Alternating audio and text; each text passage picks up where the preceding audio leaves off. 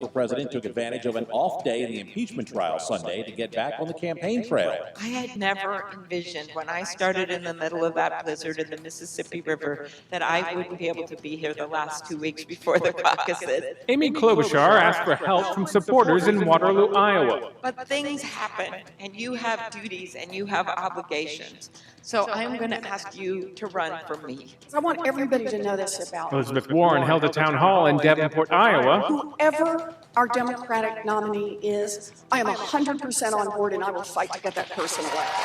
I'm in. While Bernie Sanders swung through multiple Iowa cities. Today I'm here to ask for your support. And Senator Michael Bennet was in New Hampshire. And I'm energized to be back here. The Iowa caucuses are in a week. Ben Thomas, Washington. The travel sector around the globe is taking a heavy hit as tens of millions of Chinese are ordered to stay put and others avoid travel as a new virus spreads. Tourism from China was already weakening before the virus forced much of the country into a standstill. In Asia and much farther away, hotels, airlines, cruise operators, and others who depend on big spending Chinese tourists are ruining their absence. There have been 5 confirmed cases of the virus here in the United States. With a check on our weather, here's News 3's Kendall Kim. Picture-perfect weather set to round us out for the month of January. Highs today just under 70 degrees. Extended forecast currently showing temperatures this weekend going beyond the 70-degree mark. Keep listening for more updates throughout the day from News 3, your weather authority. Sunny and 51 in Las Vegas, and John Shapiro on the new 101.5 FM, 720 AM KDON, Las Vegas' only FM news talk station. With a look at the roads, here's John Michaels. From the Lebanon Road Traffic Studio. This report sponsored by Discover. The crash on the 215 Southern Beltway westbound at Decatur still a factor. No longer blocking the center lane. Vehicles have been moved over to the left. And an accident reported on the 215 Western Beltway southbound at Cheyenne Avenue. Watch for slowing for the crash. Injury sustained. Jones at Charleston. Police and fire at the scene. On Airport Connector at Sunset. And a hit-and-run accident investigation underway at Tropical Parkway east of Tenaya Way. Discover automatically matches all the cashback new card members earn at the end of their first year. Dollar per dollar. Learn more at discover.com/cashback match. Limitations apply. I'm John Michaels from the KDON Traffic Center. It's open enrollment season, and Medishare is the Christian healthcare sharing ministry that saves most families about $500 a month. Google Medishare and see if it's a fit for you. Medishare.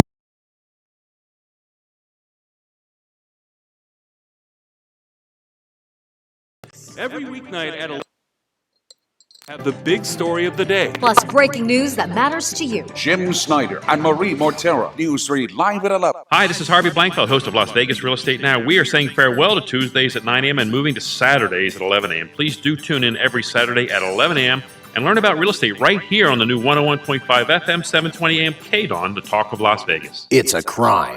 Most Americans living today have never held a hefty, gleaming U.S. silver dollar. Well, silver dollars are hard to find. That's because in 1918, the U.S. government melted down nearly half of the entire mintage, over 270 million silver dollars. But a limited number of these silver coins were rescued, and now they're available, courtesy of govmint.com. Wow, look at the detail on this silver coin. That's a Morgan silver dollar. It's a real U.S. vintage silver dollar. It dates back to 1921. It's nearly 100 years old, but it still looks amazing. How can I purchase these beautiful silver coins for myself? To find out how to secure your 1921 vintage Morgan silver dollar at our exceptional government price, call 1-800-456-2466. Call now and we'll give you a free catalog just for calling. Call now to get your 1921 vintage Morgan silver dollar plus your free catalog just for calling. 1-800-456-2466. That's 1-800-456-2466. If your business is in need of office furniture, look no further than Office Furniture Concepts. From executive furniture to workstations, conference tables to reception furniture, and more, Office Furniture Concepts has got you covered. With true commercial-grade quality at competitive prices and knowledgeable staff, it's no wonder Office Furniture Concepts has been serving the Las Vegas community for over 2 decades. Visit the Office Furniture Concepts showroom on West Tropicana at Orville, or call 873-8555. That's 873-8555. Listen to the Texas Corners Bible Church every Saturday night at 11 p.m. and Sunday night at 10 p.m. on 101.5 FM, 720 AM, KDON. 101.5 FM,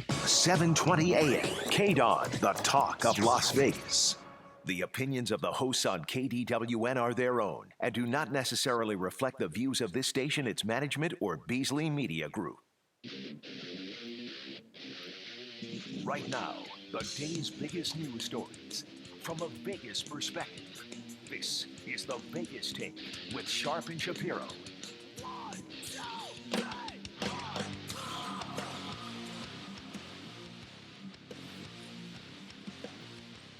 All right, good morning, everybody. Welcome. It is the Vegas Take, Sharp and Shapiro. Glad you could join us. Hope everybody had a great weekend. Rough weekend for many. I'll explain. You know, this is a morning where I assumed that we would start talking about impeachment stuff, Donald Trump stuff. I assumed, you know, we'd talk about, hopefully, maybe a big UNLV basketball win against San Diego State over the weekend. And sadly, we have to talk about a horrific tragedy, and I still can't even believe it happened. We were all heading out to the UNLV basketball game yesterday, and our producer, Jason, I'm sitting right next to him, and he says, you guys aren't going to believe this. Just looking at a report from TMZ, Kobe Bryant was killed in a helicopter crash. And my first reaction was, well, this has got to be a mistake, right? It can't be true. It's got to be a mistake. And as the minutes passed and the hours passed, you learned that it was sadly 100% true. There were a lot of false reports that went out. I'll explain what those were in a second. We learned that 9 people died in this helicopter crash, including Kobe Bryant's young daughter, Gigi, 13 years old. I just saw him sitting with his daughter at a Las Vegas Aces game a few months ago. I took a picture of them together. And, of course, a lot of things go through your mind. And Kobe Bryant meant something, I would imagine, to just about everybody on this planet. And I had a chance to interview him over a dozen times. But, you know, it's funny because I'm driving to the UNLV game, and I hear these national talk show hosts getting all choked up, and I'm thinking to myself, man, what a bunch of doofuses. You know, they didn't know Kobe Bryant personally. Why are they getting emotional? And then as it started to hit home to me, I get home after the UNLV basketball game, and I'm watching the images of him and his family. And then I started to get choked up, and then I understood, well, I'm the idiot for saying that. Because Kobe touched everybody in one way or another. You didn't have to know Kobe Bryant personally for this to really hit home to you. And what hits home to me is that he lost his 13-year-old daughter on top of this. And he leaves 3 other daughters behind, a wife, his family, his parents. And we're learning more and more information, and we will continue to get more information on how this tragedy happened. How did this accident happen? Well, what we do know is that this helicopter was in some really inclement weather, some bad foggy weather, as they were headed to the Mamba League of his daughter's basketball league in his facility. And LAPD is saying they wouldn't even let their helicopters in the air. That's how bad the conditions were. But for whatever reason, and we will learn more, this pilot decided to fly in some very bad conditions. And ultimately, I think we're going to learn that it was pilot error that caused this horrible crash. I just hope that nobody had to suffer, and I just hope they died instantly. If you're going to go quickly. But, you know, my thoughts of Kobe Bryant quickly are, you know, some of the best memories of my life from basketball. I remember Kobe would always come out when the Olympics, I can't even talk. The USA basketball team was practicing here for the Olympics, and then they had the FIBAs here, and what that was USA basketball needed to qualify to make the Olympics. That's what bad a shape the USA basketball was in. Kobe took it upon himself along with Jerry Colangelo, and he got all these guys, LeBron, all the best players in the world, Carmelo, Chris Paul, and they were all on this team, and they were practicing here. And before they had the Mendenhall Center, which is the practice facility there at UNLV, they were practicing at Valley High School. And there weren't hundreds of media people there. There were maybe only 15, 20 members of the media in this gym. It was incredible. And I remember sitting in this gym, and I watched Kobe Bryant and LeBron James scrimmage against one another, and they were guarding one another. Again, 20 or 30 people in the gym. And I remember the trash talking, and I remember how they were just going at it with one another. I remember it all like it was yesterday, because I'll never forget that for the rest of my life. And from that point, you saw what a competitor he was in person. You know, you got to see it in person behind the scenes. This guy was a killer on and off the court. He would never accept losing at anything. So from a basketball standpoint, I saw that. And then I remember after practice, and I'll always remember this too about Kobe. There were about 15 or 20 kids from the inner city. I think there were kids from a YMCA, a local YMCA, 10, 11, 12-year-old kids. They were waiting for several hours just to get a picture with Kobe, an autograph with LeBron and all that. And I watched LeBron James walk past all the kids. He gave them a quick wave, and then he went on the bus. Didn't sign any autographs or pictures. And that bothered me. I was like, man, you couldn't stop, and you know, you guys are all going on the same bus. And then I saw Kobe Bryant. And I saw him not only take pictures and sign autographs for all these kids, but actually he cared about them and he talked to them. He asked them, you know, where they played basketball, you know, and he asked them a bunch of basketball questions and questions where they went to school. And from that moment on, I became a Kobe Bryant fan because, you know, I grew up a Celtics fan. And growing up a Celtics fan, you were trained to hate the Lakers, right? I never hated Kobe Bryant. And I think everyone would agree with me on this one. Everyone had to have the utmost respect for this man, not only as a basketball player, but as a human being. Sure, he had his issues with infidelity. He paid for that and then some, and he made amends, in my personal opinion. We're all human. We all make mistakes. But what gets me choked up about this and what hurts the most to talk about it is not necessarily Kobe Bryant, the basketball player, but Kobe Bryant, the husband, Kobe Bryant, the father. And we're just learning, TMZ reporting, that Kobe Bryant in December was just starting to put out a line of clothing for his 13-year-old daughter called Mambacita. He wanted his daughter to not only one day perhaps be a WNBA superstar, but maybe even be good enough to play the first female to play in the NBA. He talked about that. And that's the thing that bothers me the most about this whole situation is his family. And he was a good dude, man. You know, he was a good dude. You don't want this to happen to anybody. But it was shocking, and I guess it finally hit home to me last night that we lost not only an icon and arguably one of the best, if not the best, basketball player of all time, but a guy who embraced Las Vegas, who loved Las Vegas, who came out here all the time. I just saw him a few months ago. The last time I saw him was at a Las Vegas Aces game. And he was sitting with his 13-year-old daughter, Gigi, and I remember walking past them, and I took a picture, and the last thing I saw from Kobe Bryant, I think speaks volumes about what kind of person he was. As I watched Kobe Bryant leave the Aces game, it was kind of, I don't want to say behind closed doors, but it was behind a curtain, kind of the backstage area of Mandalay Bay. And I watched him leaving the game with a few security guards and his 13-year-old daughter. And as he was leaving the game, he stopped, and he saw two police officers. And this will be my last, you know, image of Kobe. He stopped. Officers didn't ask him to stop. The officers didn't stop him. He stopped.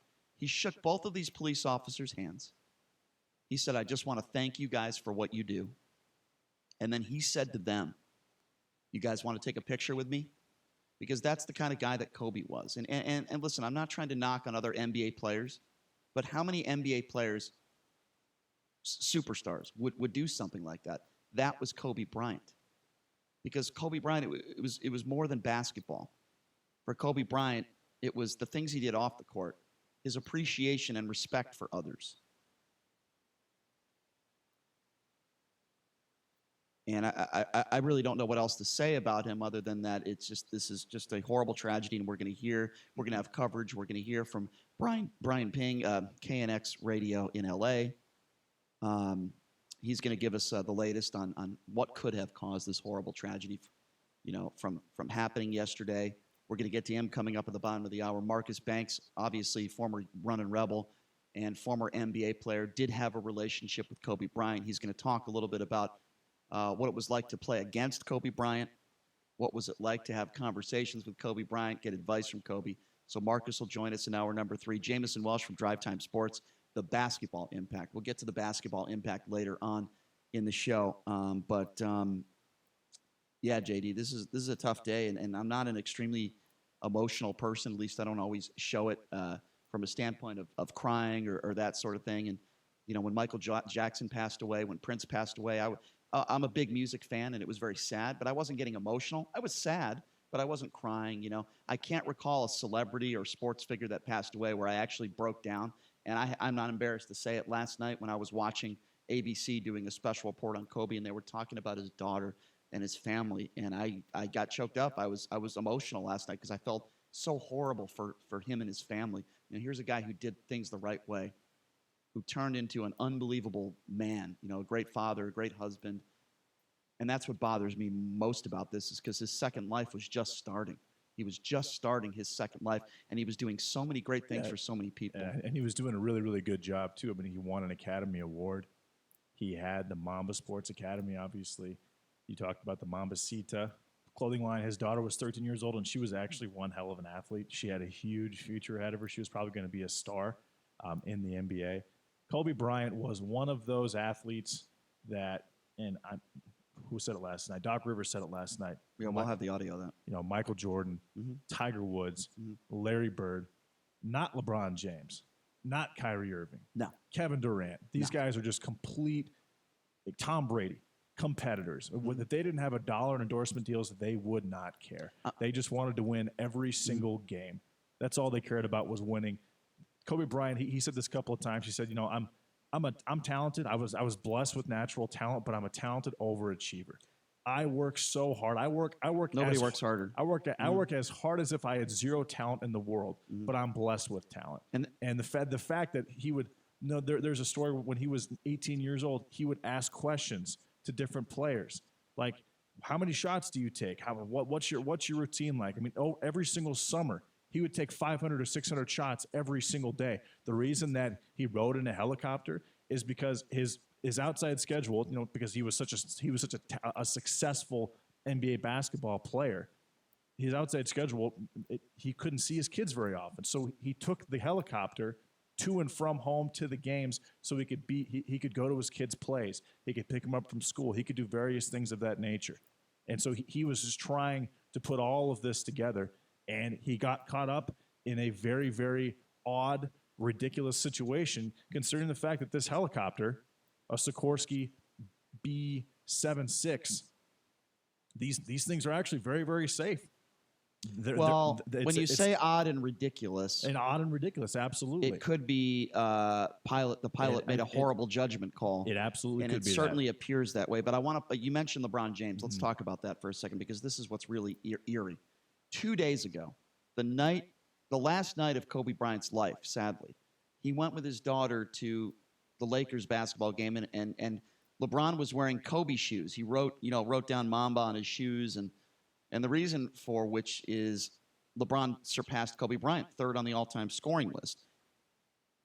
How weird is that? And then LeBron, this is a little snippet of LeBron, in speaking after that game. Again, this was 2 nights ago. Nobody knew this was going to be the last day we'd see Kobe Bryant alive.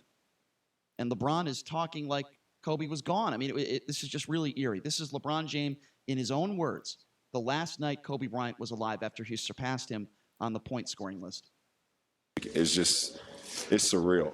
It doesn't make no sense, but the universe just puts things in your life, and when you live in the right way, or you just giving everything to whatever you're doing, things happen organically, and it's not supposed to make sense, but it just happens. And I'm happy to be in any conversation with Kobe Bean Bryant, one of the all-time greatest basketball players to ever play, one of the all-time greatest Lakers. The man got 2 jerseys hanging up in Staples Center. It's just crazy. I mean, what's crazy to me is that he's making these types of statements, and then just hours later, Kobe and his daughter and 7 others would lose their lives on that helicopter. Tremendous amount of respect for Coach Doc Rivers. He was extremely emotional yesterday in talking about Kobe Bryant. Here's what he had to say. I just don't have a lot to say. The news is just devastating to everybody who knew him, known him a long time. And, he means a lot to me, obviously. He was such a great opponent, It's what you want in sports. He had that DNA that very few athletes can ever have, the Tiger Woods and the Michael Jordans. You could hear the pain in Doc Rivers' voice. Also, Dwayne Wade, who was on the Olympic gold medal team with Kobe Bryant, and he said that experience got them closer. This is what Dwayne Wade had to say yesterday. Today is one of the saddest days in my lifetime. It seems like a bad dream that you just want to wake up from. It's a nightmare. And Dwayne Wade, that video is 4 or 5 minute video, really heartfelt. And of course, former Lakers player and coach Jerry West, who had an unbelievable relationship with Kobe Bryant and saw him grow into a man. Here's what Jerry West had to say last night on ABC. 20 years career, one of the worst days of my life. The only thing I can compare it to is I had a brother killed in Korea, and I'm just devastated by this news. And, it doesn't end there.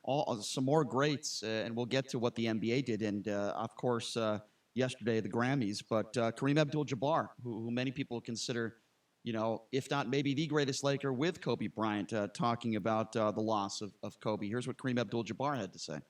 It's very difficult for me to put in words how I feel about the loss of Kobe Bryant.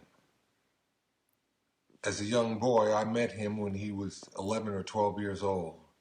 I was friends with his dad, Joe. We were former adversaries. Joe played for the 76ers, but he was a good friend and someone that I shared a friendship. And it's hard for me to understand now how this is affecting Joe and his wife. So to Kobe's family, I want to send my most sincere and heartfelt regrets and prayers, and my thoughts are with you guys. And, Jack Nicholson does not do a lot of interviews. As you know, Jack, always sat first row for all these games, and I would imagine he probably had a close friendship with Kobe Bryant as well. He did a rare interview on a local television station. Here's what Jack Nicholson had to say. Well, Jim, my reaction is the same as almost all of L.A. You just suddenly, where everything was solid, there's a big hole in the wall, I was so used to seeing and talking to Kobe that, it kills you. It's just a terrible event. And he's absolutely right. So this is really weird, too. Tiger Woods yesterday playing in San Diego, not too far from where this happened. Tiger said he had no idea what happened while he was playing yesterday, and he kept hearing people in the crowd shouting out, "Do it for Mamba," and he didn't know why people were saying that. And Tiger was told of the passing of Kobe Bryant. He was friends with Kobe. He was told of the passing as he got off the 18th green. Here's a little bit of what he had to say yesterday. I was just, plodding along, doing my own thing, and then when Joey told me that it's unbelievable, the reality that he's no longer here. LeBron, breaks his record, and he passes today. It's just horrible. Tiger used to work out with him in Orlando, my understanding.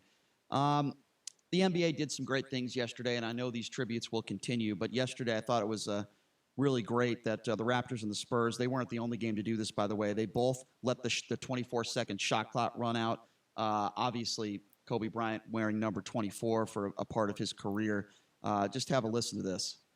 They have decided that whoever wins the tip, and in this case Toronto, they are going to let the shot clock run out because of the number 24 to honor Kobe Bryant.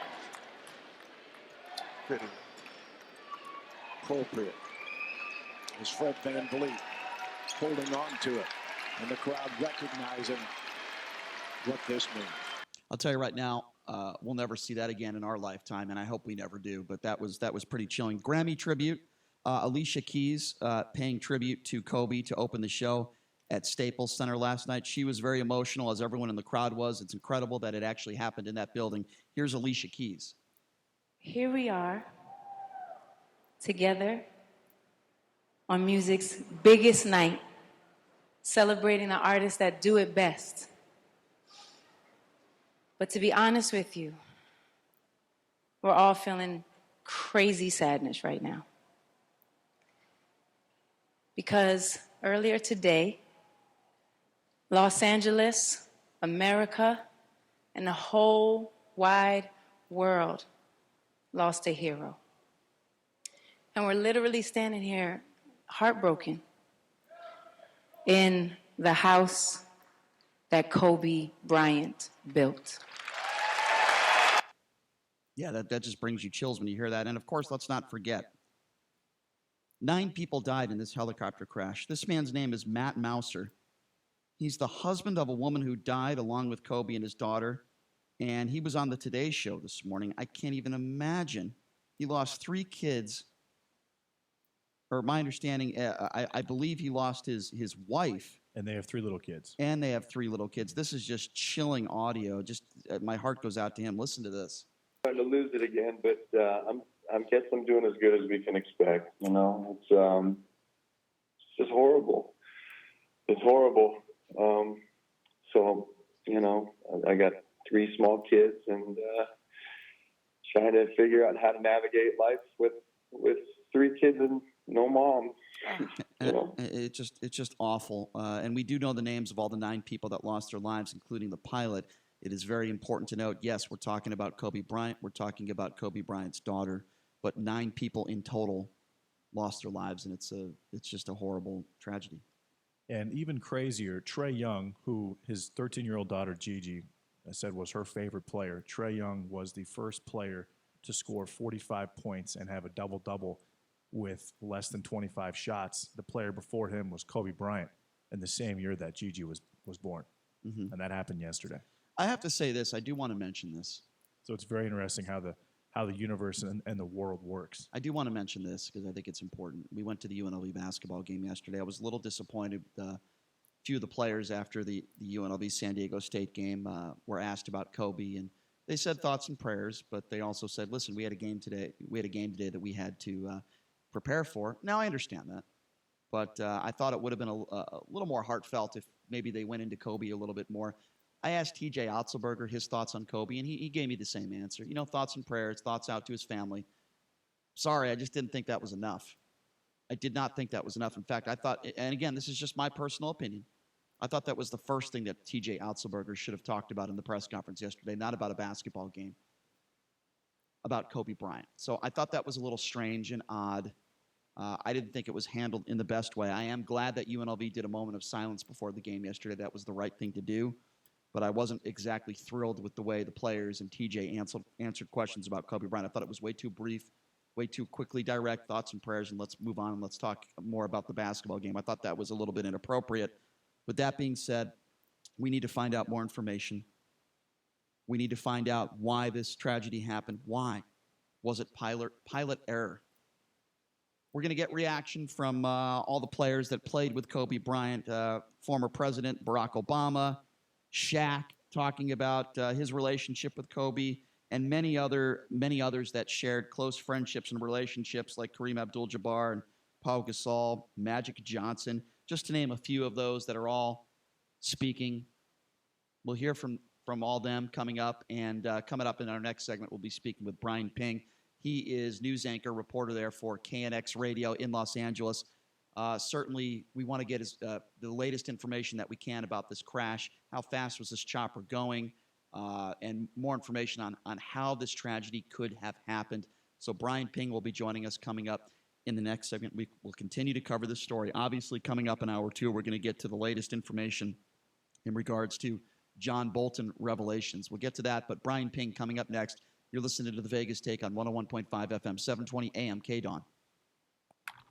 Hey, check out this report of our Office 365 email and the threats sitting in users' inboxes. Wow, how did you get this? There's a free tool called Barracuda Email Threat Scanner that can quickly and safely scan our Office 365 email for hidden threats like spear phishing and domain fraud. Really? Yeah, Barracuda Email Threat Scanner identifies hidden threats and employees most at risk for a cyber attack, all summarized in a complete report. This is great. Get your free email threat scan now at barracuda.com.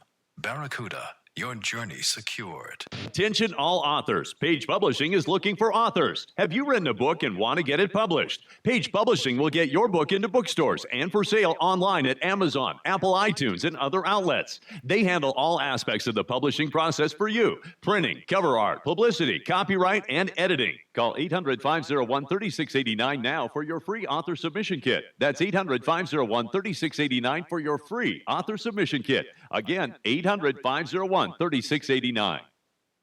Special report, Trump impeachment trial.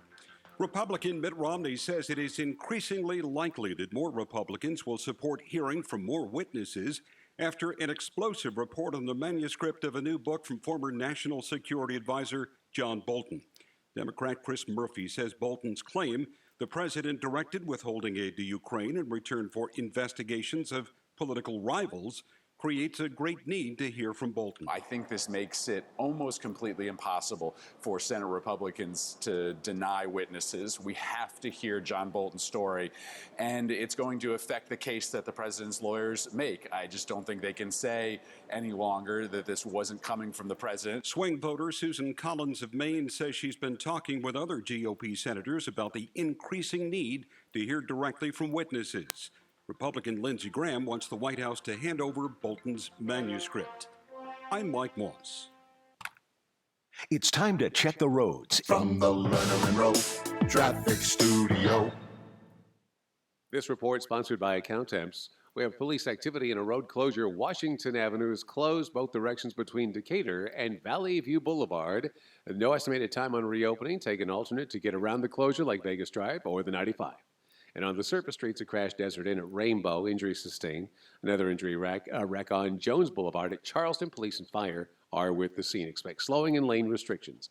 Demand for top talent at an all-time high. Keep your projects moving with highly skilled accounting and finance professionals from Accountemps. Accountemps, a Robert Half company. John Michaels from the K-Dawn Traffic Center. Attention all authors. Page Publishing is looking for authors. Have you written a book and want to get it published? Page Publishing will get your book into bookstores and for sale online at Amazon, Apple iTunes, and other outlets. They handle all aspects of the publishing process for you. Printing, cover art, publicity, copyright, and editing. Call 800-501-3689 now for your free author submission kit. That's 800-501-3689 for your free author submission kit. Again, 800-501-3689. Most of us get a little grouchy if we happen to miss breakfast or lunch every now and then. But unfortunately, for many struggling families in our community, skipping meals is a regular occurrence. It doesn't have to be, because when you give to the Salvation Army, you help your neighbors in need win the battle to keep food on the table. Want to join this fight for good? Please visit GiveWestwood1.org. That's GiveWestwoodone.org to make a donation. Mark Levin, weekdays 3 p.m. to 6 p.m. Now back to the Vegas Take on 101.5 FM, 720 AM. K-Dawn.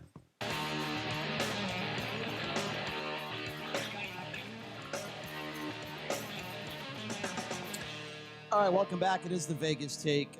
Sharp and Shapiro, so glad you could join us on a very sad Monday. Of course, the entire sports world grieving, and even those who were not basketball fans are grieving for the loss of Kobe Bryant, an icon on and off the floor. And joining us right now on the line with us is Brian Ping, who is a anchor over there at KNX Radio, one of the biggest stations out in the country, certainly in L.A., and he joins us right now on the line. Brian, I appreciate you coming on. How are you? I'm good, Brian. How are you? Doing good, my man. You know, you used to work here in Las Vegas, and of course, Kobe Bryant trained here. He was here for USA Basketball. What was your first reaction? What went through your mind when you heard about this tragedy?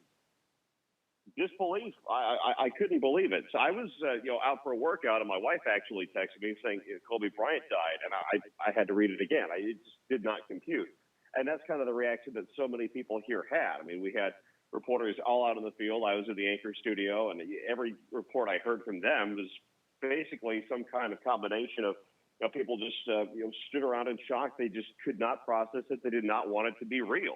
Yeah, I'm with you, Brian, and it hit home for me last night in the afternoon. It's almost like it was shock, and I didn't want to believe it. And then when I got home and I'm watching images of his daughter and everything, I said, wow, this guy's really gone, and he's got 3 other daughters. Sadly, one of them didn't make it. He's got 3 daughters he leaves behind with his wife. Yeah, it's horrible. All right, so let's talk about the logistics of how this could have happened, Brian. And I know that there's an ongoing investigation, but obviously you can relate to this. It was very foggy yesterday. And LAPD is saying they wouldn't even allow their own choppers to be out there. How the hell does this pilot go out there in those types of conditions? And what do you see, based on the information that you have? Yeah, we played the air traffic control audio, listening back to it, and it really did paint the picture that these were not good conditions for flying. The helicopter had to circle around for about 15 minutes waiting for clearance to, get closer to Thousand Oaks, which is where it was supposed to go. When it finally did, it said, okay, basically to follow, special visual flight rules. That means, see whatever you can and try to avoid it. and follow freeways, try to get to where you can. And even at that point, there's a point where the helicopter flies almost so low that some, concerned controller comes over the radio and says, yeah, you're still too low for us to pick you up, which means they're having trouble picking them up on radar. Right. And Now, then we get some eyewitness reports, on the ground saying that, we really heard this helicopter so unusual to hear it so low and so loud.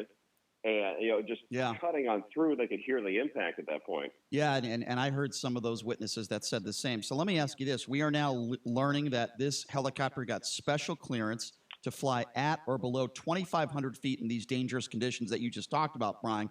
And this is what is most alarming to me, is that allegedly the pilot was relying on his eyesight rather than the instruments to fly this helicopter. That is what is so troubling to me.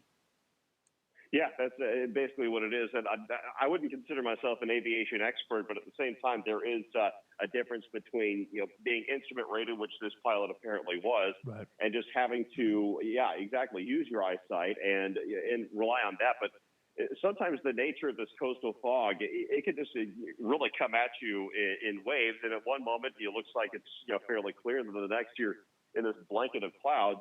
And then the mountain comes right up on you. I don't know exactly how it was at that particular moment, but it could have been a very real possibility where he turned and all of a sudden it was too late and he couldn't make his way out. So maybe, and by the way, if you're just showing us, we're speaking with Brian Ping, KNX Radio out there in LA. They're doing a great job in covering this horrible tragedy.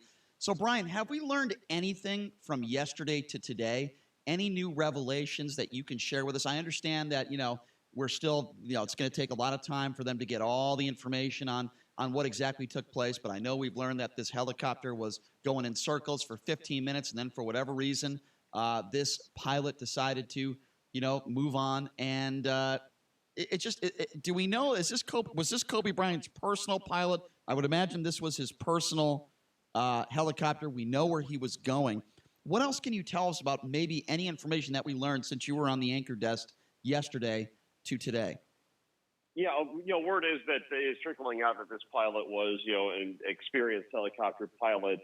Whether he had a lot of experience flying with Kobe still remains to be seen. But a lot of what's the law enforcement has been trying to repeatedly tell us is that this is going to take days, if not weeks, to perform a full recovery, just because it's such rough terrain and it's such a Herculean task of getting everything they need to get on this rocky hillside. Firefighters had to hike up there just to put out the initial flames. Right. And so then there's the, we're talking about, I don't want to get into too graphic detail here, but the nature of what was likely a big, bad, fiery crash, we're going to need dental records. We're going to need, some of the remains might be unrecognizable, quite frankly. So they're going to have to go through that entire process.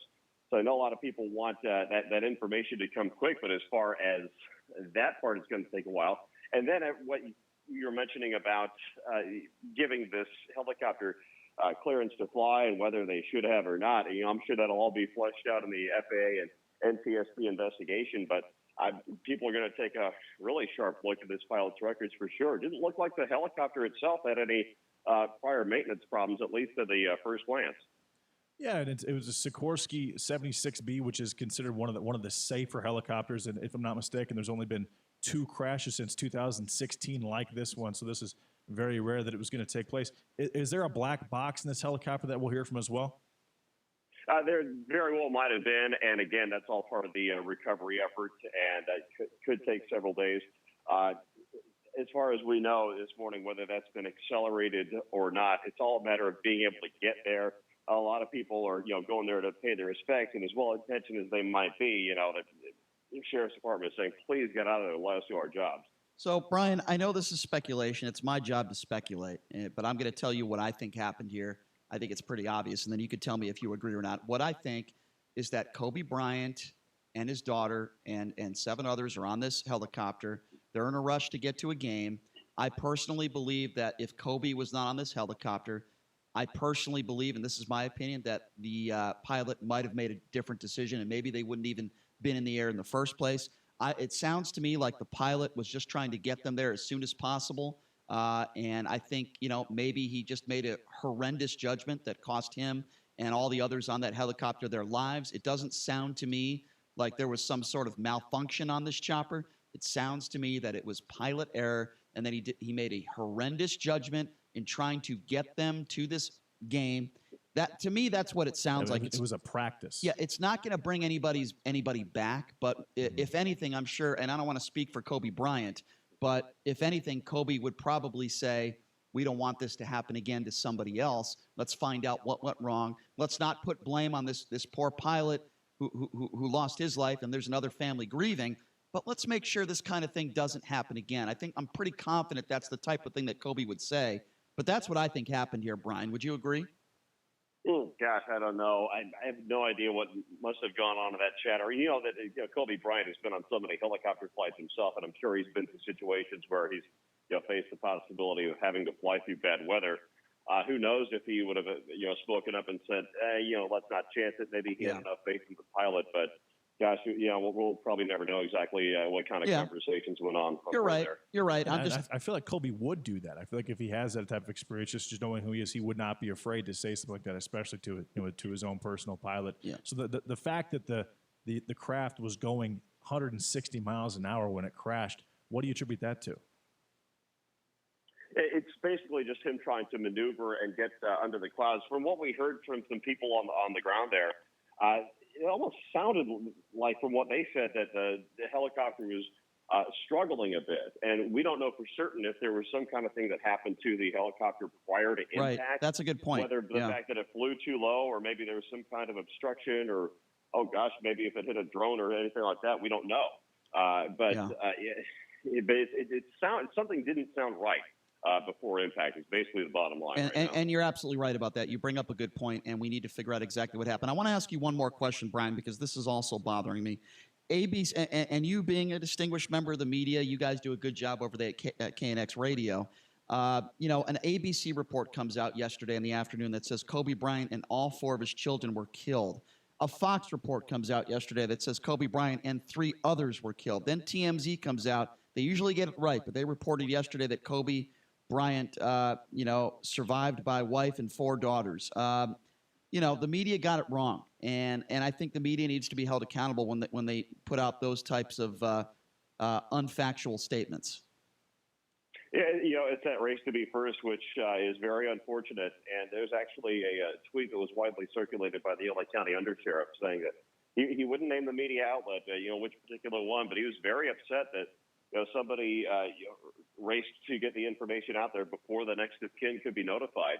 Yeah. And I know that some other colleagues in the media agreed with that sentiment, even though some other outlets might defend themselves saying, "Hey, news is news." But think of it to yourself. I mean, if one of your closest loved ones died, do you want to hear that with a sheriff's official knocking on your door and give you the news in person? Yeah. Turning on the television and hearing some report, which could be hearsay. Yeah, and you know what? We're going to talk about that coming up here in a few minutes. But I hear what you're saying, Brian. Listen, I know this is a very busy time and a difficult time for everybody out there in LA, and we know how busy you're going to be this week in your coverage of this. But Brian, I just want to say thanks much for taking the time to join us. We really do appreciate it, and keep up the good work, my friend. I appreciate you coming on with us.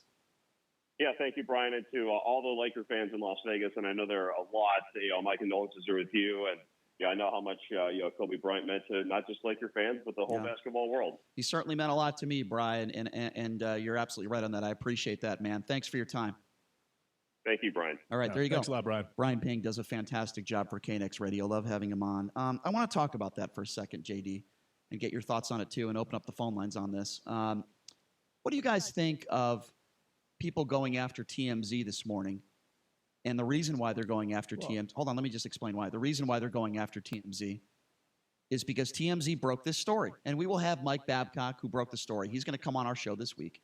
People are upset because they feel like the family should have been notified first before media reports, because you don't want someone to see a media report that says Kobe Bryant's dead, or his wife seeing something like that, or a family member. I'm going to tell you something, JD, and we'll take phone calls on this. What do you guys think out there? Do you think TMZ has a responsibility to hold on their information before reporting it? The number to call, 702-257-5396. And also, I want to hear your stories about Kobe Bryant, your thoughts on the passing of Kobe Bryant. We'll take your phone calls now, and we'll open up the phone lines at 702-257-5396. Quickly, JD, I am going to defend TMZ on this one. In this day and age, it is your job is to get it out there first, to get the information out there first. While I understand next of kin should be notified first, my opinion is, it is what it is. We live in this type of society now. What do you say? Yeah, I mean, I do think that TMZ, in my opinion, 30 years ago would be in the wrong in the situation, but it's the nature it's the nature of the beast these days. It's the media world. Releasing a story like this, they probably got 20 or 30 million hits yesterday in that 1 or 2 hours, and that probably that could have made them millions of dollars. Could have picked up a sponsor. That's just it's not morally right, I don't believe, but it's unavoidable, and it's just the internet. That's just how things are. But if I was Kobe Bryant, if I was Vanessa Lane Bryant right now, I would not be happy. I might even consider some type of litigation under these circumstances, because I would not like to hear that my daughter was alive and then she wasn't alive, and that my husband may or may not be dead.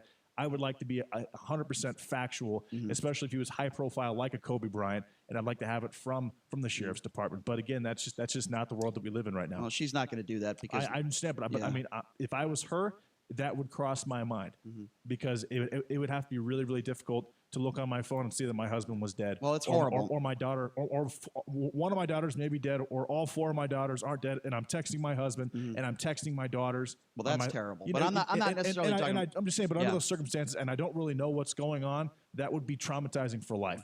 That's terrible. I agree with you. I'm more along the lines of defending TMZ and putting out the story. I understand what you're saying, and I do agree with you. There's a responsibility from the media. But sadly, if you get a source from somebody that says Kobe and his entire family were wiped out, like ABC, and you go with it, I don't know what source they had, but they should be held accountable for that. When ABC puts a story out that says Kobe and all 4 of his kids are dead, and a family member or maybe Kobe's somebody from Kobe's family or friend sees that, yeah, that's damaging. That's damning. It's not bad enough that Kobe and his 13-year-old daughter died.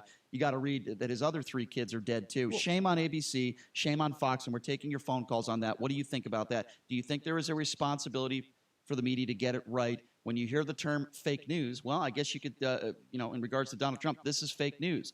What do you make of that? Do you think it's fair for TMZ to also put this story before the next of kin is notified? What do you make of that?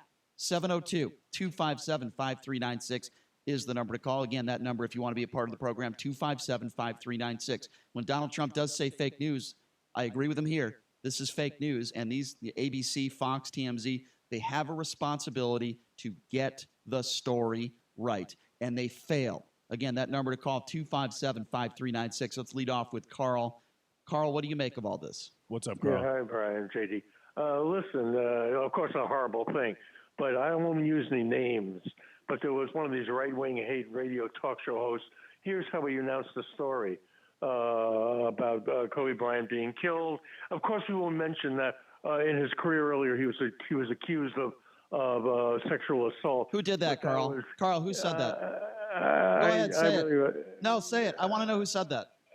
I think it was, if I remember correctly, it was Fox News. What network? Fox. It came out of Fox, I think. What a shocker! What a shocker! Yeah. Carl, can I also add something to that? You think it was Laura Ingraham, Brian? No, Laura Ingraham wasn't on yesterday. Let me add that to Carl. Let me explain to you the coverage. MSNBC, CNN, ABC, all the networks broke into their regular programming to talk about Kobe Bryant and this tragedy. Guess what network last night decided to run their normal crap? Guess. Yeah. Guess which network last night for hours didn't run Kobe Bryant? Yeah. Guess. FAUX News? Fox News. That's right. Oh, that was good. So faux news. They ran a pre-recorded Mark Levin show, and then they ran, I forgot the show after him. So for 2 hours when all this stuff is going on, they ran regular pre-recorded right-wing Hunter Biden programming. That's what they were talking about when we have an icon and a legend. You know what CNN did? Say what you want about CNN. They called Wolf Blitzer in. They called Don Lemon in. They were there all day long. All day long. Okay, yeah. Same thing with MSNBC, and ABC broke into their regular programming to do a special on Kobe Bryant. Shame on Fox News. Shame on them for doing that. To say something like I said, with his family listening, on the day he died, to have no respect or feelings for his family. It's absurd. To mention this thing that happened, which was really turned out to be false charge and exoneration.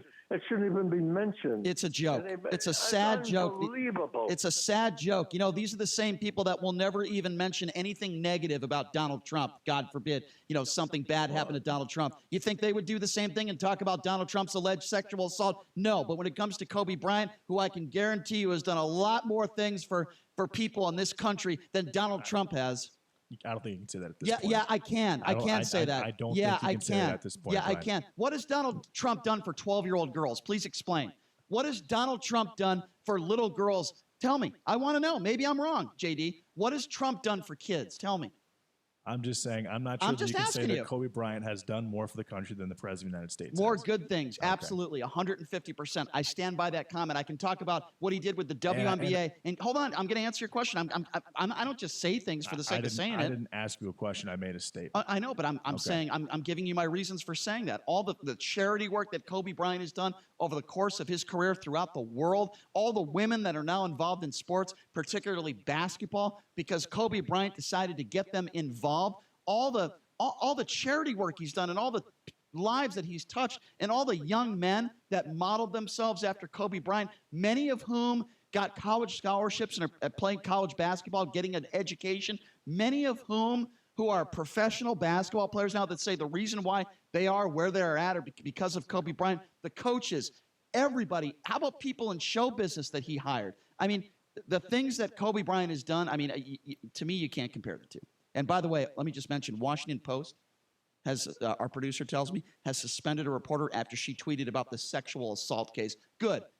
I'm glad this reporter lost his or her job. I'm glad. Okay, first of all, he was accused of sexual assault in 2003. And the charges were dropped. That is factual. And the charges were dropped. And since then, his career and his life has completely turned around. To the extent that his wife filed for divorce in 2011. They got back to it in 2013. He changed his number from 8 to 24. He changed his entire complexion. He changed a lot of things about his career. The charges were dropped. Why even bring it up? I'm just saying it's okay to bring up because on the flip side of things, he turned his life around in a better direction. I understand, but he wasn't charged with a crime. But I don't have an issue with someone bringing that up.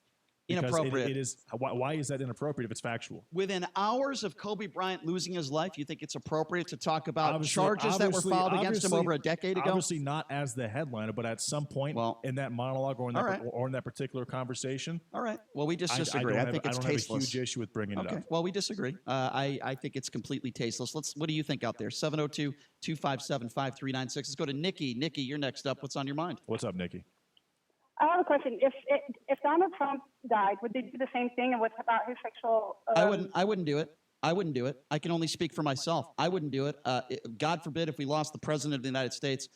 The last thing I would do on this show the next day or that day is talk about the reasons why I don't like him. I wouldn't do that because I agree. I think it's tasteless. Yeah. Now listen, if we're talking about a serial killer or a rapist, that's different. We're talking about, what are we talking about here, Nikki? We're talking about infidelity. Now, I talk about Donald Trump's infidelity on the show all the time, but he didn't just die in a plane crash. You see I agree. I completely agree with you. Yeah. I think it was Sanchez that did it on the radio. Yeah. Who was it? I'm sorry? And about Kobe, I want to know who's going to step up and do the. I didn't. Wait, you said someone on Fox News said it?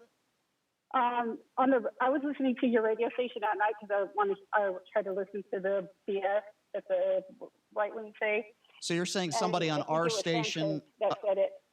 Okay. So you're saying somebody on our station last night talked about Kobe Bryant's sexual assault case. Yes. Is that okay? Well, I don't know who's first. All right. I don't remember. Well, okay. Well, I'm going to leave that one alone. All I can say is that we do our own thing on this show, and I would never do that. That's I agree. I like it. Yeah, I appreciate. Go ahead, Nikki. In regards to, I just was curious. I hope that somebody will step in because Kobe was bringing up the girls' basketball and women's basketball. I think he was going to make it more prominent. No question, Nikki. His daughter to tournaments in Vegas, and he would go to the WNBA games. And I have a 6-year-old daughter that was getting into girls' basketball. And then I'm afraid that there's not going to be anybody that's going to step in and do that for us. Nikki, I think your phone is cutting out a little bit. But sorry, Nikki, your phone was cutting out a little bit. But I think it wouldn't be a far stretch to assume possibly that his daughter Gianna could have been a legitimate superstar, one of the first superstars in the WNBA with the fact that her father was kind of in going with that LeVar Ball No role question. almost with her career. Nikki, by the way, I wish your 6-year-old daughter good luck. I think that's what you just said, and it sounds to me that Kobe Bryant will always be a role model to your 6-year-old daughter. What Kobe did for women's basketball is unprecedented. 702-257-5396. Let's go to JD. JD, you're next up on the Vegas Take. What's up? Hey, what's up, JD? Good morning, guys. I find it incredible that Carl, your caller before, mentioned the sexual charge being brought up, but he don't want to say who it was. And then you asked him, and he says, "I don't know." And then you implied, or you said, "Was it Fox News?" And he said, "Yes." I can't believe he's making an assertion about something that he doesn't remember who did it, and then you just quickly jump in with Fox News. Well, let me explain to you why. Okay, well, JD, let me explain to you why I bring up Fox Brian's News. just assuming that that's where it was said. Well, let me explain to you why I bring up Fox News, JD. The only national network yesterday, CNN, MSNBC, ABC, all the huge news networks, had 24/7 coverage of Kobe Bryant. The only network that decided to not do that and to talk about Hunter Biden was Fox News last night, okay? That is why I bring up Fox News. There's a reason why I asked that question. I know, JD, your beloved Fox News is perfect and they can do no wrong and they're not biased at all, in your opinion. There's a reason why I asked him that question. And by the way, there are other outlets like the Washington Post, we just mentioned, who brought a reporter was just fired for bringing up, the Kobe sexual assault case. So let me ask you a question. Do you think it's appropriate within 24 hours of Kobe Bryant's death to be talking about his sexual assault case that happened, 15, 20 years ago? By the way, he was exonerated. He wasn't charged with a crime. Absolutely not. It was 17 years ago. Yes. And he made a huge settlement out of court, but absolutely not. There will be enough time to talk about that. So we agree. Weeks down the road after everybody is taken care of. So we agree. Anybody who brings that up right now it's inappropriate talk at an inappropriate time, and it's insensitive, and it's stupid. I agree. Well, we just got a phone call from somebody that said somebody on this station talked about it. Fine. Well, let's identify who the person is. Let's not make accusations. You're criticizing the news media for doing things without knowing what they're talking about, which I agree with, and you're doing the same thing. No, the last caller. You're criticizing somebody you don't know who it is. The last caller actually did say. He was just assuming that it was Fox News because he thought that Fox News, someone on Fox News, would be the only network that would make a statement like that. Well, I listen. I didn't go on the air today. If one of these networks or radio hosts led with that statement, then it's totally out of line. Absurd. But I don't have a problem with someone bringing it up at some point during the explanation and the monologue about Kobe Bryant and saying, since then, he's done this with his life. But that's not the way it was portrayed based on the last couple callers that called in. Then I have an issue with it. Yeah. 257-5396. Go to Dr. Doug. You're next up on the Vegas Take. What's going on? What's up, Doug? Got about 1 minute for you, Doug. Go ahead. Oh, two things real quick. Number one, why did that helicopter take off in the fog? I agree. Totally agree. First decision is to go or not, whether you're in a boat, plane, a car, anything. Second thing is, we should talk this week. I know that guy left Parnas for 10 years down in Florida. I was his doctor. Well, leave your number with our producer, and we will have that conversation, sir. I'll be listening to you all week. We'll talk again soon. I appreciate it, Doug. Yeah, Thank you for a lot, that phone Doug. call. And he brings up, by the way, a very valid point that why did that helicopter take off in the first place? Should have never taken off. All right, coming up next, we got some pretty big information in regards to John Bolton, why I was right and why witnesses will be called. That coming up next. Would you get on an airplane if you knew it had a 50% chance of crashing? You may be riding that plane right now. If you have your money in a 401k or IRA and you plan to take out the recommended percentage each year when you retire, your chance of running out of money is 50%. 50%. But there's a better and safer way to secure your income in retirement. Discover how in a free book called Rescue Your Retirement. This wealth building strategy has never had a losing year in more than a century. In fact, even the man who invented the 401k now prefers this method instead. Get Rescue Your Retirement free for just a small shipping charge and enjoy a safe landing and a comfortable retirement. Get this free book and make sure you don't run out of money. Hurry, this offer is extremely limited. To get your free copy, just go to growwealthsafely.com. That's growwealthsafely.com to discover how to rescue your retirement. growwealthsafely.com. Kilmeade, Hannity, Levin, 1015 FM, 720 AM, KDWN, Las Vegas, a Beasley Media Group station. report Trump impeachment trial. At least 2 of the 4 GOP Senate votes required to call witnesses in the impeachment trial are speaking out today. Maine's Susan Collins says reports former National Security Advisor John Bolton's claims the president linked aid to Ukraine to carrying out investigations of rivals increases the chances that senators will want to hear from Bolton. Fellow Republican Senator Mitt Romney. I can't begin to tell you how John Bolton's testimony would ultimately play on a final decision, but it's relevant, and therefore I'd like to hear it. President Trump denies he tied the aid to investigations. So I haven't seen a manuscript, but I can tell you nothing was ever said to John Bolton, but I have not seen a manuscript. It's day 2 of the 3-day White House defense in the impeachment trial. Republican Senator Lindsey Graham says he wants the White House to turn over the Bolton manuscript, but is withholding judgment over the need to call Bolton to testify. I'm Mike Moss. NBA legend Kobe Bryant, his 13-year-old daughter, and 7 others are dead after their helicopter went down in Southern California. Los Angeles County Sheriff Alex Villanueva says crash debris was strewn across a large area. It's roughly a football field of debris, roughly 100 yards across in each direction. The NTSB is on the scene to undertake an investigation to determine the cause of the crash. The Chinese coronavirus is spreading, even though China is blocking travel to tens of millions. More than 80 are reported dead and more than 2,800 others infected. 5 infections are reported in the U.S. U.S. attorney overseeing the Jeffrey Epstein sex trafficking investigation says Britain's Prince Andrew has been uncooperative with investigators so far. On Wall Street, the Dow was down 367, S&P down 42. I'm Mike Moss. It's time to check the roads. From the Lerner and Rowe Traffic Studio. This report sponsored by Lowe's. Police activity has closed Washington Avenue, east and westbound between Decatur and Valley View. Take an alternate to get around Lake Vegas Drive or the 95 if that works for you. Also, an accident active I-15 northbound, north of the Southern Beltway, blocking the HOV. And a crash on Summerlin Parkway westbound at Town Center Drive. Pros do it right by shopping at Lowe's to save on the supplies they need most from the brands they trust to get the job done. Do it right for less. Start with Lowe's. I'm John Michaels from the KDON Traffic Center. It's open enrollment season, and Medishare is the Christian healthcare sharing ministry that saves most families about $500 a month. Google Medishare and see if it's a fit for you. Medishare, healthcare you can believe in. Transform your bathroom in just one day with the experts at Reborn Bath Solutions. Reborn Bath Solutions has been serving Las Vegas for over 3 decades, and right now they're offering 50% off all labor and 1 full year with no interest and no payments. You can't beat that. Make your appointment online today at rebornbathsolutions.com, and they'll give you a $50 Bed Bath & Beyond gift card just for considering them. 50% off labor, 1 full year of no interest and no payments, plus a $50 Bed Bath & Beyond gift card. What are you waiting for? Reborn Bath Solutions. They bring the showroom to you with free in-home appointments at your convenience. Visit rebornbathsolutions.com today. That's rebornbathsolutions.com. Take advantage of this amazing offer. 50% off all labor, 1 full year of no interest and no payments, plus a $50 Bed Bath & Beyond gift card. Reborn Bath Solutions, where it's done right and done in a day.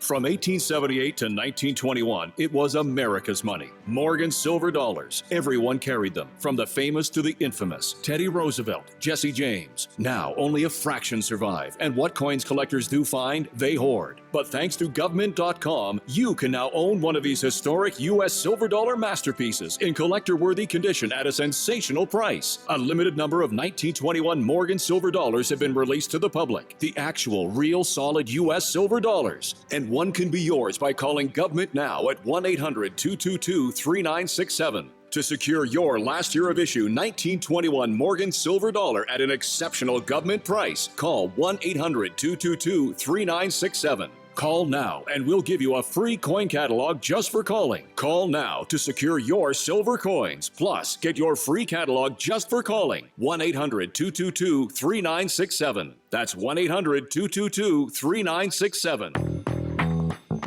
Mark Levin, weekdays 3 p.m. to 6 p.m. Now back to the Vegas Take on 101.5 FM, 720 AM, KDON. The opinions of the hosts on KDWN are their own and do not necessarily reflect the views of this station, its management, or Beasley Media Group. Right now, the day's biggest news stories from a Vegas perspective. This is the Vegas Take with Sharp and Shapiro.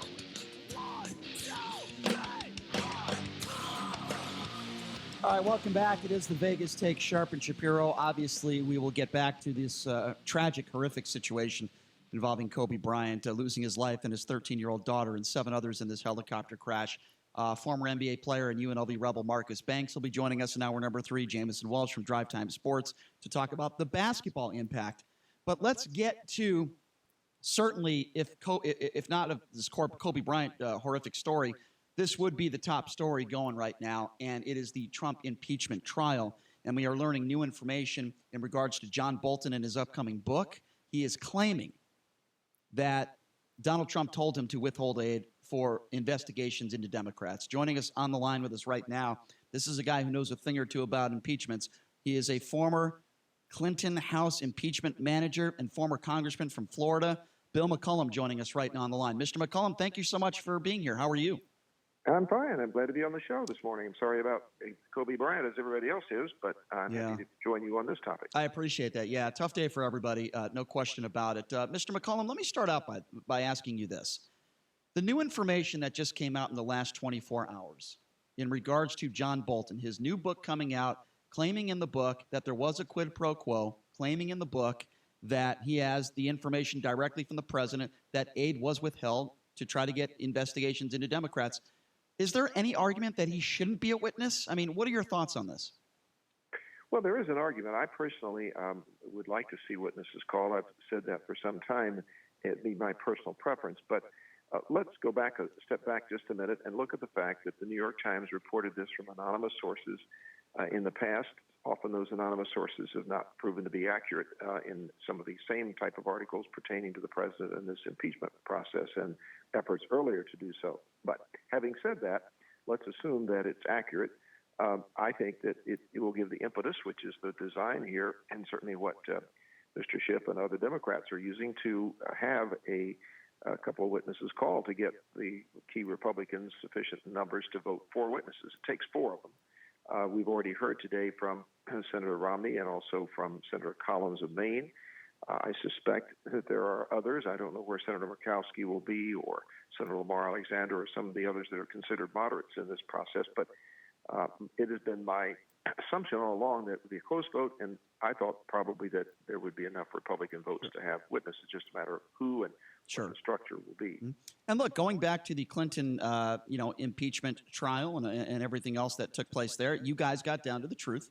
And I certainly didn't have a problem with what you did. Let's be honest about it. Bill Clinton lied under oath. He did have sexual relations with Monica Lewinsky. He should have never lied about it. And if he didn't lie about it, he wouldn't have been impeached, even though he did embarrass the country in that situation. In this situation, it's a different type of embarrassment, allegedly, isn't it, Mr. McCollum? At least according to Chuck Schumer, who tweeted today, this New York Times report suggests multiple top Trump administration officials knew the facts and deliberately misled Congress and the American people. A massive White House cover-up. Would you agree with that? No, I don't think we can make that big jump. First of all, there were no crimes committed here that I can see, and I still don't see them based on anything that might be revealed affirmatively with regard to the book information that's out there. There were literal crimes. I'm talking about statutory crimes, lawful crimes, committed, as you just described, in the Clinton case, involving, I think, 16 of them altogether, which we combined into 2 or 3 articles of impeachment. In the case of this particular trial, I think the key operative thing for people to remember, there are 2 or 3 of them. One is that I think 21 of I'm a former attorney general as well as congressman. Sure. My former colleagues in the attorney general space wrote to the Senate last week. You right now have no actual crime, no corruption specific that would be alleged, but you do have the idea that the president had the state of mind that he intended to do certain things that were not really good. And if you take that to the logical conclusion in foreign policy, just about every president in the past 40 years or longer would probably be subject to impeachment. And going forward, it's a really horrible impression. Yeah. So My conclusion of this is there's no actual high crime and misdemeanor in this instance. And while you could say it's an abuse of power, that's a pretty subjective term. So let's assume all the facts are correct. I don't assume that, but I'm going to do it for the purpose of this point. All the facts that have been alleged by the Democrats in the House managers and whatever's in the Bolton book are there. That just ratifies what they've been saying. There's still not some reason, something that I would remove the president for that rises to that level. Because this, if you go to the other side of it, you're going to hear it today from the defense, I'm sure. The goods, the weapons, the military aid got to Ukraine in just as timely a fashion as would have happened if he had released it at the beginning, according to the witnesses in the actual hearings I sat and listened to myself that Congressman Schiff held. I think that you also have a situation in which the president had provided aid that President Obama had not. So from saying that this, and they are saying this, that this is some kind of major political fiasco abroad in terms of the outcome that put us at risk in some way to the Russians or whatever, is just exaggerating and blowing it all out of proportion. So you asked at the beginning, is there an argument not to have witnesses? Well, I would conclude if I were a senator today that I would already know, unless there's something I don't expect and don't hear from in this book so far that comes forward, I already know enough and would have my mind made up to vote for acquittal in this particular matter, and I wouldn't need witnesses. But can I interject? I think it's fair. But I think it's fair to bring witnesses. We had witnesses in the other case, and I've always thought that was the preferable thing to do because most people aren't paying the kind of attention that I am, or maybe you are. I get it, Mr. McCollum, and obviously I respect your opinion and your experience, but I have to ask you this. This is where I think we would disagree. You have John Bolton, a lifelong Republican. Many Republicans love this man. You're telling me if he gets up there on the stand under oath and he says that there was a quid pro quo, the president looked him in the eye and said, we are going to withhold this aid because I want an investigation into the Bidens, you're telling me that wouldn't be enough for you to get this guy out of office? I'm telling you that it wouldn't be. I don't believe, first of all, that's going to be put forward exactly like that. But let's just assume for a minute the background of this is corruption. The Burisma was the most corrupt organization in Ukraine, which was a corrupt country back in 2016, as well as continuing that way, as far as I know. The head guy, the oligarch who controls Burisma, still controls it, fled the country when the previous president of Ukraine left at the time they had their revolt and revolted against the Russians and all of that, which happened, which we know in history. But the fact is they've never been investigated. And Hunter Biden is serving on the board of that company, making a lot of money, much more than you or I ever would make. It just stinks. The whole thing smells. So even if the president said, hey, I want Hunter Biden and the Burisma investigated for corruption before I'm going to release money, it's consistent with the policies of this president, and I think what any president should do, to look into corruption wherever it is. Even if it's a political opponent. Because his father's the vice president of the United States. And it's no guarantee. Made it a big leap to say, well, what we're really looking for is a way to politically benefit the president. He may have some benefit from it, but it's a side benefit. As I said earlier, I believe every president dealing in foreign policy, many of them holding back foreign aid, would be subject to some political benefit and motive if that were the basis upon which you did it. Corrupt motives really should not be the basis upon which to remove a president from office, in my opinion. Do you believe that this would be going on if the Democrats actually thought they had a competent candidate who had a chance to beat Trump? Oh, well, I don't. No, I don't. I doubt that it would be. I think the book about corruption that's out right now about the Bidens and about others that is on the market. You can go buy it at the bookstore today. Is a well-researched book, but the media, the national main media like New York Times, Washington Post, are not going to report on that. And the reason they're not going to report on it is they want to see. They think Biden is the only real hope they've got of beating Trump in the election. It's really this whole thing is about the election next fall, by the way. Right. What do you mean this whole thing? Okay, Mr. McCollum, with all due respect, when you say this whole thing is about the election, correct me if I'm wrong, I thought this whole thing was about whether the president committed a crime or not. And when the Republicans want to go up there and say, this is all about what happened in 2016, last I checked, this is all about whether he committed a crime or not. And when I'm just, again, this is just respectfully, this is just my opinion. If John Bolton, a lifelong Republican, says that the president withheld aid, and the reason why he withheld that aid was because he wanted an investigation into one of his political rivals, I find that to be extremely troubling and serious. Now, I understand what you said about Burisma and the Bidens, but that's a separate issue. If you think that they committed crimes, and by the way, I haven't seen any evidence to support the fact that Joe Biden has committed a crime. Yeah. But hold on. But if you think I don't either. Okay, but if you think he did, then okay, fine, open up an investigation. But if Trump withheld aid for that specific reason, that's not troubling to you at all as a man of law? Well, if there were actual bribery, if there was something that was there, I would consider that. But I don't think. First of all, we're making big adjustments here. No, I don't think we are. We're making assumptions. Bolton just released an. We're making assumptions that this is what would come forth if John Bolton, who's my friend, I've known John a long time, if that's what he says in his testimony. Now, I don't want to go into the assumption game. I, first of all, don't believe he's going to say that, but maybe he will. And if he does, I'm open, as I have been throughout the process, to reassess my position. Okay. But I don't believe he's going to say it. And secondly, I believe if you take this to the position of motives of the president to do something in foreign policy, you have to assume that the Republicans and the President Trump's lawyers are not going to get witnesses either. They're going to, if witnesses are given for John Bolton to come or somebody else to the Democrats, surely the president's going to get to call them. One of them they're probably going to call is going to be Hunter Biden. Absolutely. One of them they're probably going to call is going to be the whistleblower. One of them they're probably going to be calling is the woman from the Democrat National Committee in 2016 who went over to the Ukrainian embassy and got support or sought support, and it was given for Mrs. Clinton in that election, which is what really irritated Trump. Okay. And we've never heard that whole story. They were never allowed to bring that forth to explain the motives and the background of the president in being so interested in corruption in Ukraine in particular. I don't have he's been down on Ukraine all along.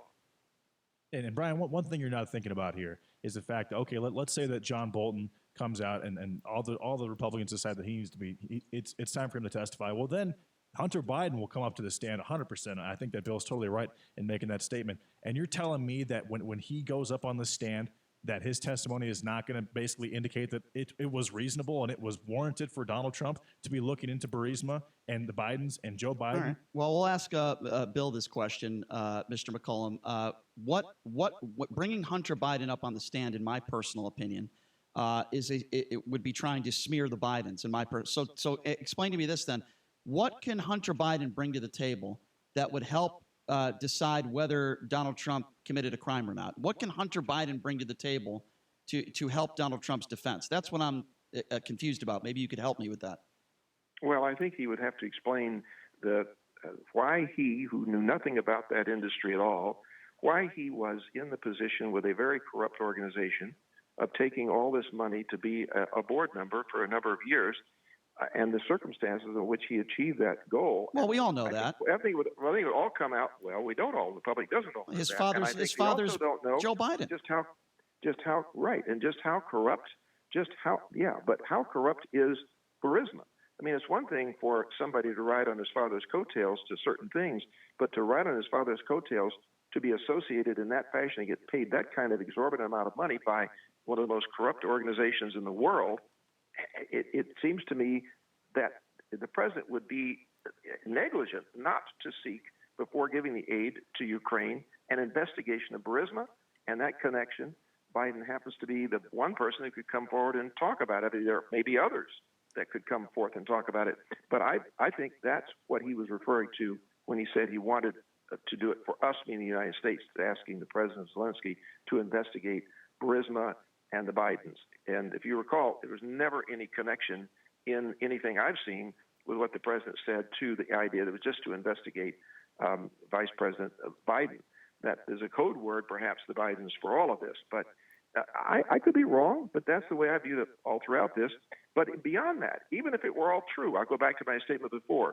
When you start trying to remove from office a president on the basis of corrupt motives, not corruption itself, not a crime. You just jump to an assumption there's some crime here. I don't believe that is going to come forward. I don't believe the elements of bribery have ever been here, no matter what, but we'll see. I just don't believe they're there. And so consequently, I think you've taken a step too far in terms of precedent for what is a high crime and misdemeanor. It's got to be really serious. It's got to be really grave. It's got to really threaten the country.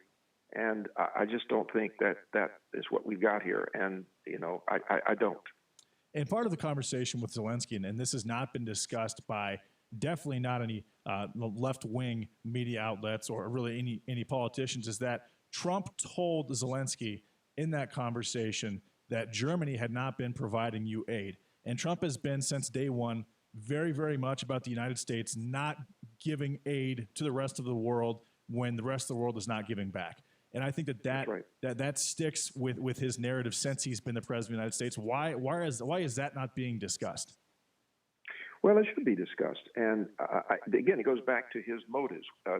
There really has not been a full airing of this because in the House, the Democrats did not allow but like one witness or two witnesses the most, and that was like Jonathan Turley on the academic question.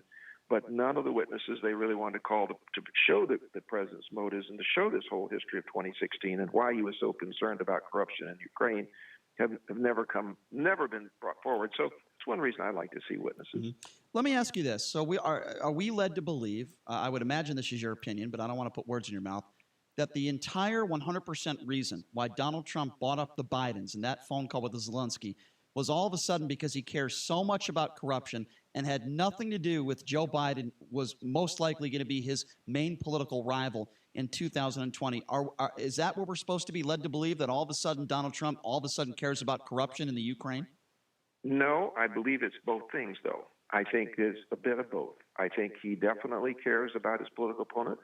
I think Trump, by nature, by temperament, by whatever, by statements you see and reading the tweets, is an impulsive guy who doesn't think a lot about law and lines and bright whatevers unless somebody points them out to him. Well, that's for sure. And his political instinct will be to go after anybody who he goes after in whatever way. But let's look at it this way. We know that Giuliani was over-investigating this. He was looking into the Which is Biden, ridiculous. He was looking into the Burisma. Which is he ridiculous. Was doing all of those things. And there's no question that he and the president, in my mind, had a conversation about all this more than once. And that he wasn't getting the cooperation he wanted, and he was hoping that the president would raise it so he could go further with his investigation of Burisma. Now, was it all about the Bidens? I don't think it was all about the Bidens. I think, knowing Giuliani, and I've known him for years, he's a guy who's Mr. Law and Order, Mr. Prosecutor. We don't see him coming forward because he's a president's lawyer, but in his history is to be a prosecutor and go after people who are doing real criminal behavior, and he could see that in Burisma, et cetera, and probably sensed as a prosecutor that maybe Hunter Biden, if not his dad, was involved in this in some way, and he was determined to go show whatever he found. Now, he made cahoots with a couple of people I wouldn't trust now. Big mistake on Giuliani's part, but nonetheless, he believed that. And I think let me ask you this, as a lawman, Mr. McCollum, and as you said, former attorney general and congressman, don't you think it would have been more appropriate for the president to go through the DOJ and in these types of situations, rather than get your personal attorney to go to the Ukraine to try to dig up dirt on the Bidens? Don't you find that to be, at the very least, troubling? Well, first of all, I don't think any of this that he did, raising the Biden's name in the phone call or sending Rudy over to do some of this, was appropriate. Okay, that word, I would agree with you on. Would I censure him for it? I might even censure him for it. Depends on how all this comes out in the next few days. Again, don't believe he should be removed from office. Don't think it rises to that level. But as far as whether or not I would have gone another route, every president, dating way back when, has had some emissary to go around the State Department, to go around the Justice Department or whatever, where he personally didn't have the same confidence in them he did in a particular individual as this president's got in Giuliani. So it's not unusual to do that. And with some good reason, historically, didn't trust the establishment at the State Department. So maybe I'm ignorant. The Secretary of State. Maybe I'm ignorant to this, and maybe you could educate me on this because I'm unaware of it. Can you name me a situation in 8 years where Barack Obama hired his personal attorney to try to dig up dirt on a Republican political opponent rather than going through the DOJ? Because I'm unaware of it. Well, I don't know about digging up dirt on an opponent. I don't know about that. But as far as having an emissary go abroad for him, I can't name him off the top of my head, but I know I've read it and I'm familiar with it, that he has had and did use somebody to carry the message somewhere. And Obama himself is not free of this. Let's look at the fact that he had that opportunity with Medvedev to talk to him about the president then of Russia about holding off until his reelection before they did anything or spoke up on missile defense. That was definitely a political play on his part to help him not have to face that issue or have something troubling come out of Russia during the middle of his election. So it was a foreign policy issue, but there was politics right there, and there was a motive, a political motive in dealing in foreign policy directly that we overheard the president say because the mic was live. So he's not free of this at all, and I don't think any president is. Do you think that any Republican senators turn? Well, I think the only turning here probably for Republican senator is going to be on the question of witnesses, not on the ultimate question of whether the president should be removed from office. I have a very hard time believing they will be. Now, again, we're speculating on what Bolton might say. We're basing that speculation on a reported anonymous source of a manuscript that nobody's seen. The Times hasn't seen it. I haven't seen it. You haven't seen it. And Bolton is silent. So I think that based on something unusual that could come out, it could even turn me, I suppose. But I don't anticipate that, and I don't think we should at this point. I think it's highly improbable. Well, fair enough. Let me just say, Mr. McCollum, I really do appreciate you stating your case and your side of this. And certainly as a former congressman and attorney general, you have a lot of experience. And we certainly do appreciate your opinion and you taking the time to come on the show. And we respect you as well for doing so. Thank you so much for taking some time to join us. Appreciate that very much. You're welcome. Sure thing. Thank you. All right. There you go. Bye-bye. Thanks a lot, Bill. That is Bill McCollum, former Bill Clinton House impeachment manager, former congressman from Florida, and attorney general. So certainly a lot of experience, but he stated my case for me. And he said he said there were two reasons why he brought up the Bidens. One, to fight corruption, which I would argue that. And then he said the other reason is, because he cares about his political opponent. Well, guess what? You just made my point for me. When you bring something up because you care about your political opponent, you want to dig up dirt, and you allegedly withhold aid to try to dig up that dirt, that is a crime. And I'm telling you right now, Bolton, if he does testify, I hope he does, I personally believe 150% that is the case he's going to make. That is the evidence of a crime, and the Republicans are going to have egg on their face. Period. Absolutely, they're not going to have egg on their face. That's not going to take place.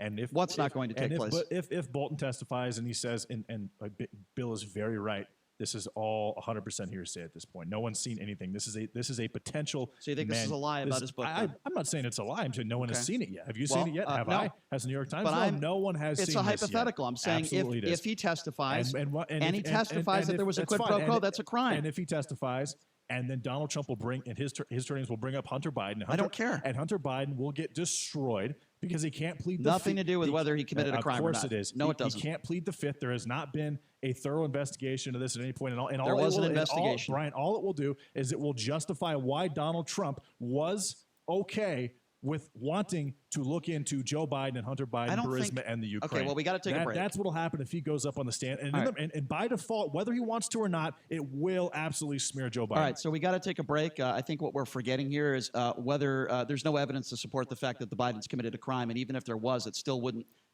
be legal for Donald Trump to withhold aid from a foreign country because he wants an investigation into a political opponent. It's pretty cut and dry there. We're going to have to wait and see what happens with Bolton, but we'll take your phone calls on this. What do you make of this? This new revelation, John Bolton, this is according to the New York Times, suggesting that Bolton in his book is writing that there was a quid pro quo, that Donald Trump did withhold aid for personal gain, and he told Bolton that face to face.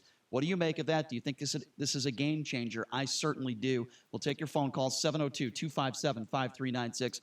Again, that number to call, 257-5396. We will take your calls on the other side of the break. This is the Vegas Take. We call him Willy Wonka. He's a chocolate lab. His belly itched, and he would actually lay in the grass and scoot across it to scratch. And Sheba, his sister, she scratched at her ears real bad, and she shook her head so much, she wound up with cauliflower ears. DINOVITE.com. Dinovite is nutrition. When we first got the Dinovite, they cleaned the bowls up real good. Her ears, they're a whole lot better. Wonka, his belly, it's all really cleaned up.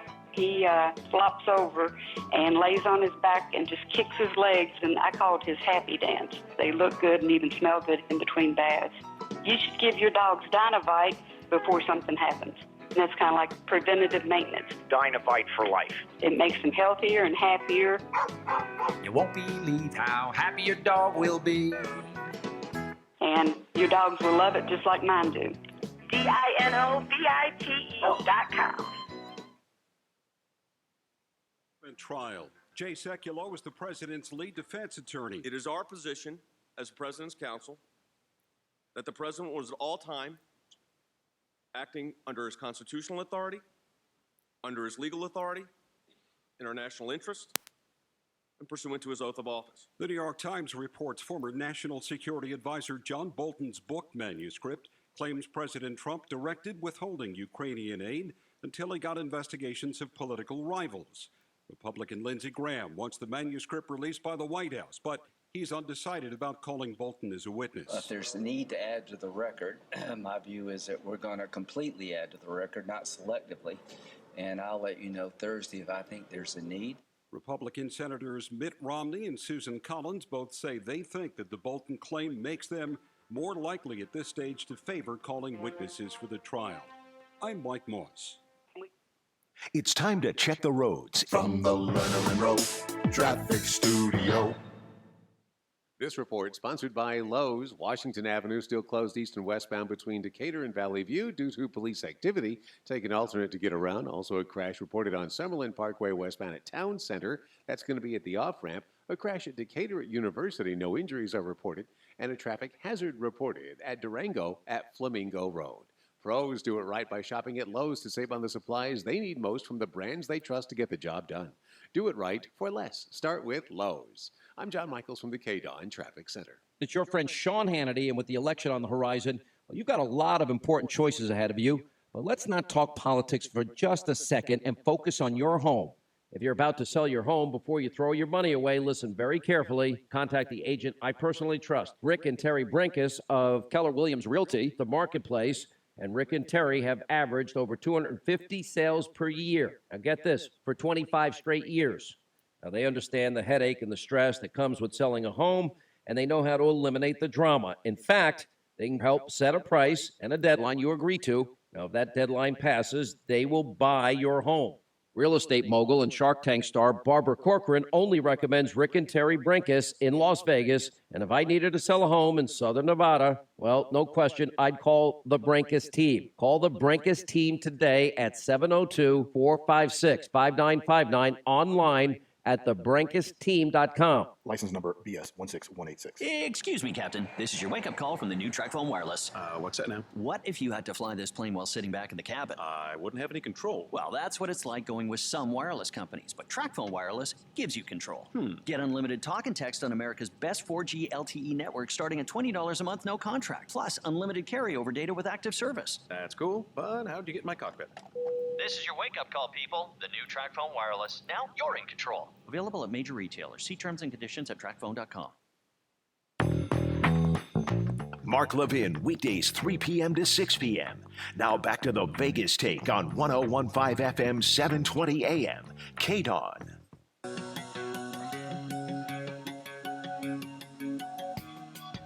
All right, welcome back. It is the Vegas Take, Sharp and Shapiro. So glad you could join us on a Monday. We're talking about, of course, the news of John Bolton, according to, well, I guess to a publication, the New York Times, that John Bolton in his upcoming book is saying that there was a quid pro quo, that the president directly told him to withhold aid unless these investigations were brought up into the Bidens. So that is a revelation, I should say. And if Bolton testifies, it could be bad for Donald Trump and the Republicans. Your thoughts on that? Also, before we take some phone calls at 257-5396. Remember President Trump said he had no idea who Lev Parnas was, didn't know who he was, didn't know anything about the guy. Well, it turns out that he had a nice long dinner with the president and a few other people at a table. And in that conversation, it was recorded. President Trump had this to say about the Ukrainian ambassador. I want you to listen to this audio, and then we'll discuss it. The biggest problem there, I think, where you need to start is we got to get rid of the ambassador. She's still left over from the Clinton administration. Where the ambassador, where Ukraine? Yeah, and she's basically walking around telling everybody, wait, he's going to get impeached, just wait. I mean, Really? it's incredible. It's She'll be on tomorrow. What's her name? I don't remember the name. So one of the things that will be, now that we have a Secretary of State that's been sworn in. Get rid of her. Hooray. One of the first Okay, things get her out that tomorrow. will, I don't care. Get her out tomorrow. Take her out. Okay? Do it.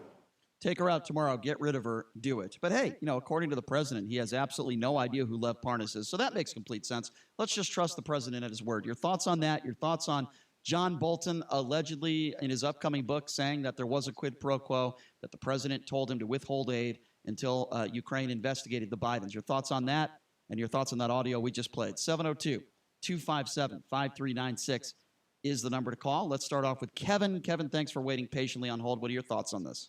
What's up, Kevin? I just really do appreciate you guys who keep playing everything back to everybody. Just keep putting it out there because, like I said, the Republicans are with Trump. They're already in lockstep. But it's good that the president is being shown for who he is, and that they have the audios and that all the stuff keeps coming out. But also that if the Senate doesn't do its job, like you said, they're going to have egg on their face, and then they're going to get kicked out of office, and they're going to lose their races. And there is a part of the country that does care about law and justice, and a president that is not corrupt, and a president that does care about truth and justice, that does protect the Constitution. Sure. These Republicans don't give two cares about the Constitution. All they care about is their party. I love how you get JD going. You can tell when you get JD out of pocket because he gets a little riled up. That's when you know this is a bombshell. Bolton's thing was a bombshell for him, and they can't keep cleaning up behind this president. I'm not saying it's not a I'm like, a bombshell's probably a stretch because again we don't even know what this is. There's no actual physical proof of it. No one has seen it.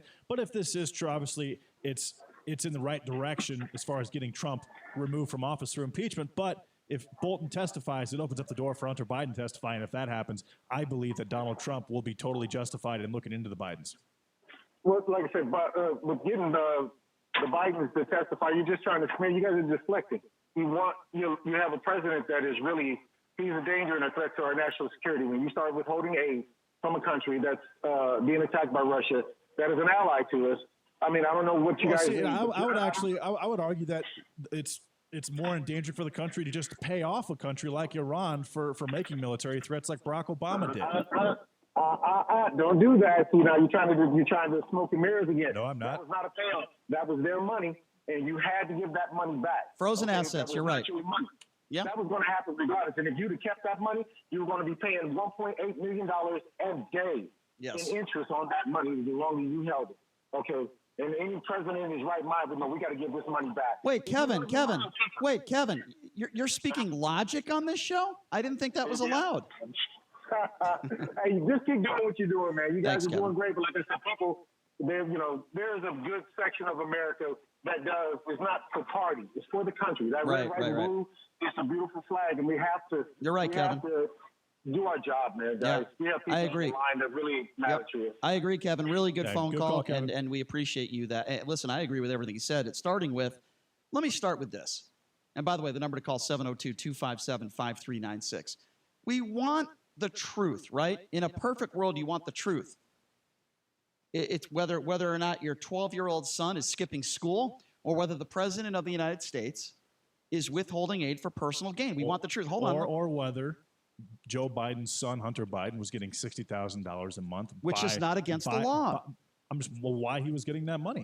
It's not against the law. Is it because his father was doing favors to the Ukraine under the table? There's no evidence to support that. Exactly, there was already an investigation. No, there was not a thorough investigation. Yes, there was. No. Your opinion, it wasn't thorough because they closed the case. A lot of people's opinion it wasn't thorough because well, guess what? There was an investigation. House Democrats were actively I didn't think the Mueller report was thorough. What would you say about that? It was clearly thorough. It took 3 years. Guess what? I say it's not thorough. So because I say it's not thorough, then that's fair. Saying, you just said it's not thorough. They had an investigation into the Bidens. A thorough investigation. investigation. House Democrats your were opinion. involved. It was a biased investigation. The Mueller investigation was not a biased You investigation. have no And idea whether it was biased and or not. it came up with nothing. There is Brian. no. So that same question. Show me your that evidence to same support question, the fact that the I'm Bidens not broke the law. disagreeing that we do want the truth, but we want the truth on both sides. Show me your evidence for Donald Trump. Show me your evidence. Withholding foreign aid. Show me as your well evidence. As, I think we're going to. Can I ask you a question? Show me your evidence to support the fact that the Bidens committed a crime. I'll wait. Show me your evidence that Donald Trump committed a crime. Absolutely. I'll give it to you right now, and I answer that question.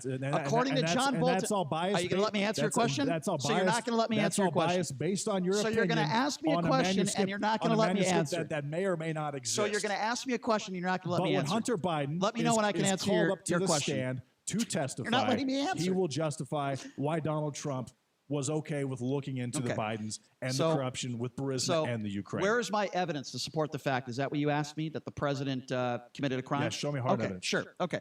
Well, according to John Bolton in his book, and he will testify to this in my personal opinion. How is that hard evidence?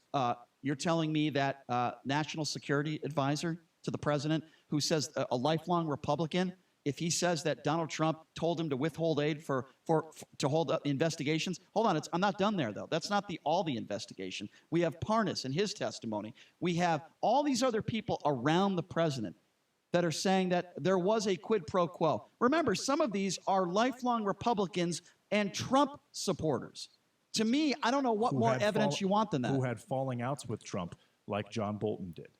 So you think John Bolton is lying then? A lifelong Republican is lying? John Bolton just decides randomly at this point in time to release a book like this. So you think Bolton is lying? You don't think that there's Bolton's lying? Something odd about the timing of this all? So you're accusing Bolton of lying. I'm not saying is that what you're lying. saying? I'm just saying this is all very, very so if odd. You're not saying very, very coincidental that when the Democrats have an extremely weak 2020 candidate, and the impeachment. This has nothing to do with the 2020 election. Brian, it has zero. Everything to that do is with a the right-wing talking point. No, it's not a right-wing talking point. Here's what I think you did. Brian, the Democrats Here's what I think know you that they are completely toast in 2020. Hold on. And they are trying to steal this election from the Republicans. You know what you sound like? You sound like Jay Sekulow because you were watching Jay Sekulow over the weekend. Of course I wasn't. Well, it's reality. That's what I think. It's very, very clear. You're taking Jay Sekulow's right-wing talking points. You're extremely biased on this thing. I'm biased because I want the truth? You don't want the truth. I don't? Really? Then why do I want witnesses to testify? You actually want the truth. Yes, I want to know if he's exonerated or not. I want the witnesses to testify. And you want to know if Hunter Biden was actually involved with Burisma, getting paid under the table through his father. Separate so conversation. You want one truth. You don't want the other truth. No, what did I just say? You want one truth that not true. That supports separate your biased conversation. thought process. Excuse me. You don't want both truths. Excuse me.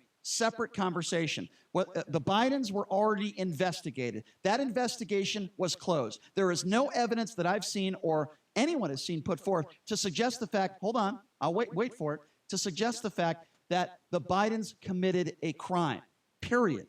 We're talking about, hold on, I know you're chomping at the bits here. And by the way, the number to call is 702-257-5396, 257-5396. We are talking about if the president committed a crime or not.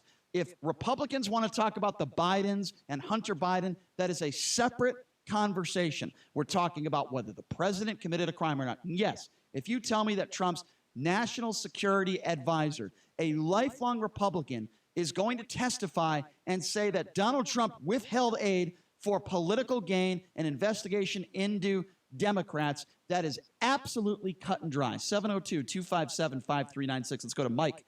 Mike, you're next up on the Vegas Take. What's going on? Hey, what's up, Mike? Hey, you guys. Look, hey, how you guys doing? Good. Doing great. What I want to say to JD is it's like, it just seems like, is there some Kool-Aid that you drink out there that says Donald Trump on it that makes you feel so loyal to him? Because it's obvious, first of all, we know that the money was already approved. They already checked into the Ukrainian government, and they said they had met all the conditions. And that the corruption, they weren't corrupt anymore. So that's why the money was already approved by Democrats and Republicans. They weren't corrupt anymore. When were they corrupt? Okay, they did Were they corrupt when Joe Biden was vice president of the United States? Okay, let's say this. They were corrupt that's why he made them fire their prosecutor. You mean when he made a public threat that if this prosecutor wasn't fired in 6 hours, he would withhold $1 billion in foreign aid? Is that what you're talking about?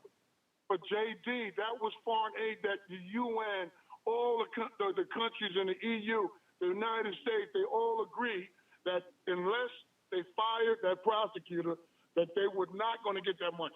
It was nothing to do with elections. Burisma was corrupt, and so was their prosecutor. So what happens is, so when Joe Biden, the vice president at the time, told me to get rid of that prosecutor, that was a collective on all the countries. But the thing I want to say to you, JD, is this.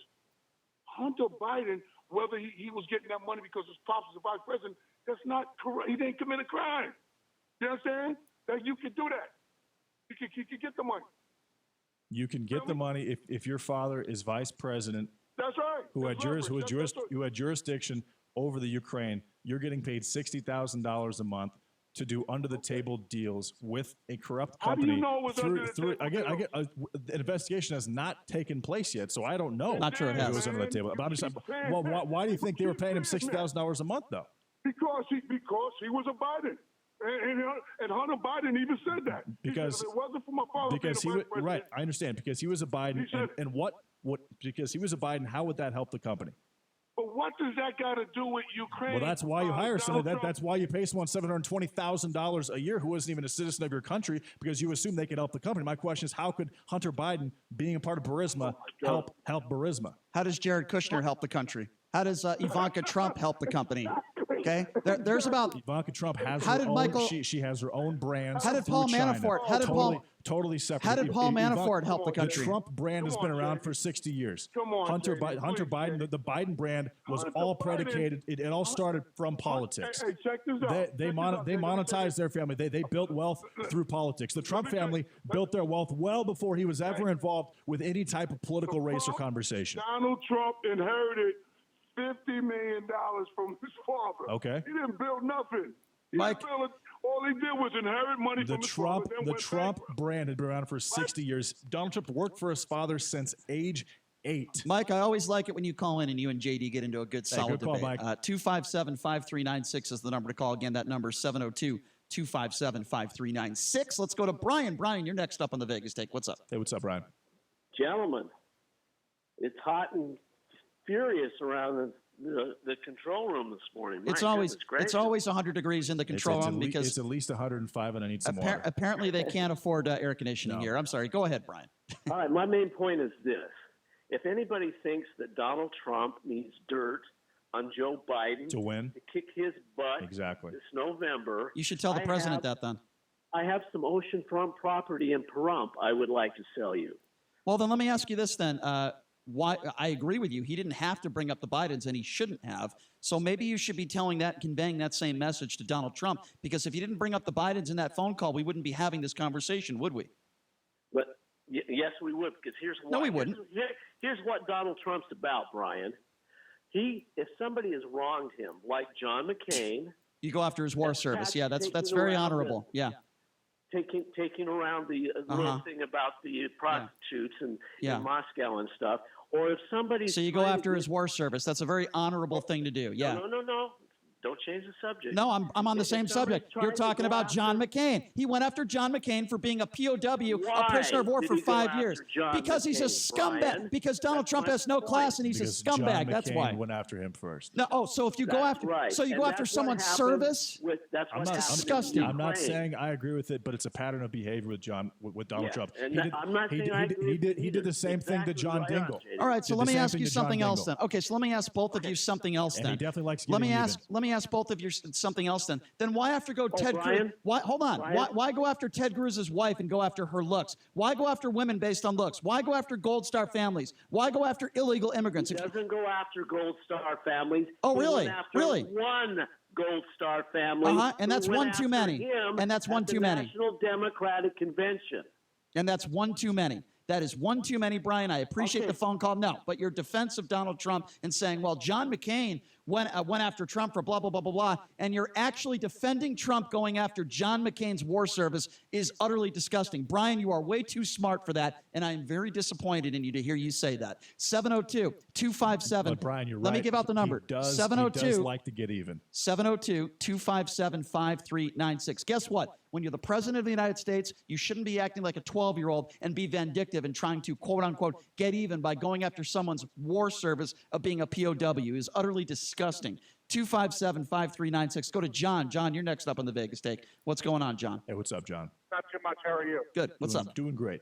First time I was listening to your show. I don't even know who you guys are, but I like how you guys are battling back and forth. It seems like one of you votes for Democrats, one of you votes for Republican. Maybe I'm misunderstood.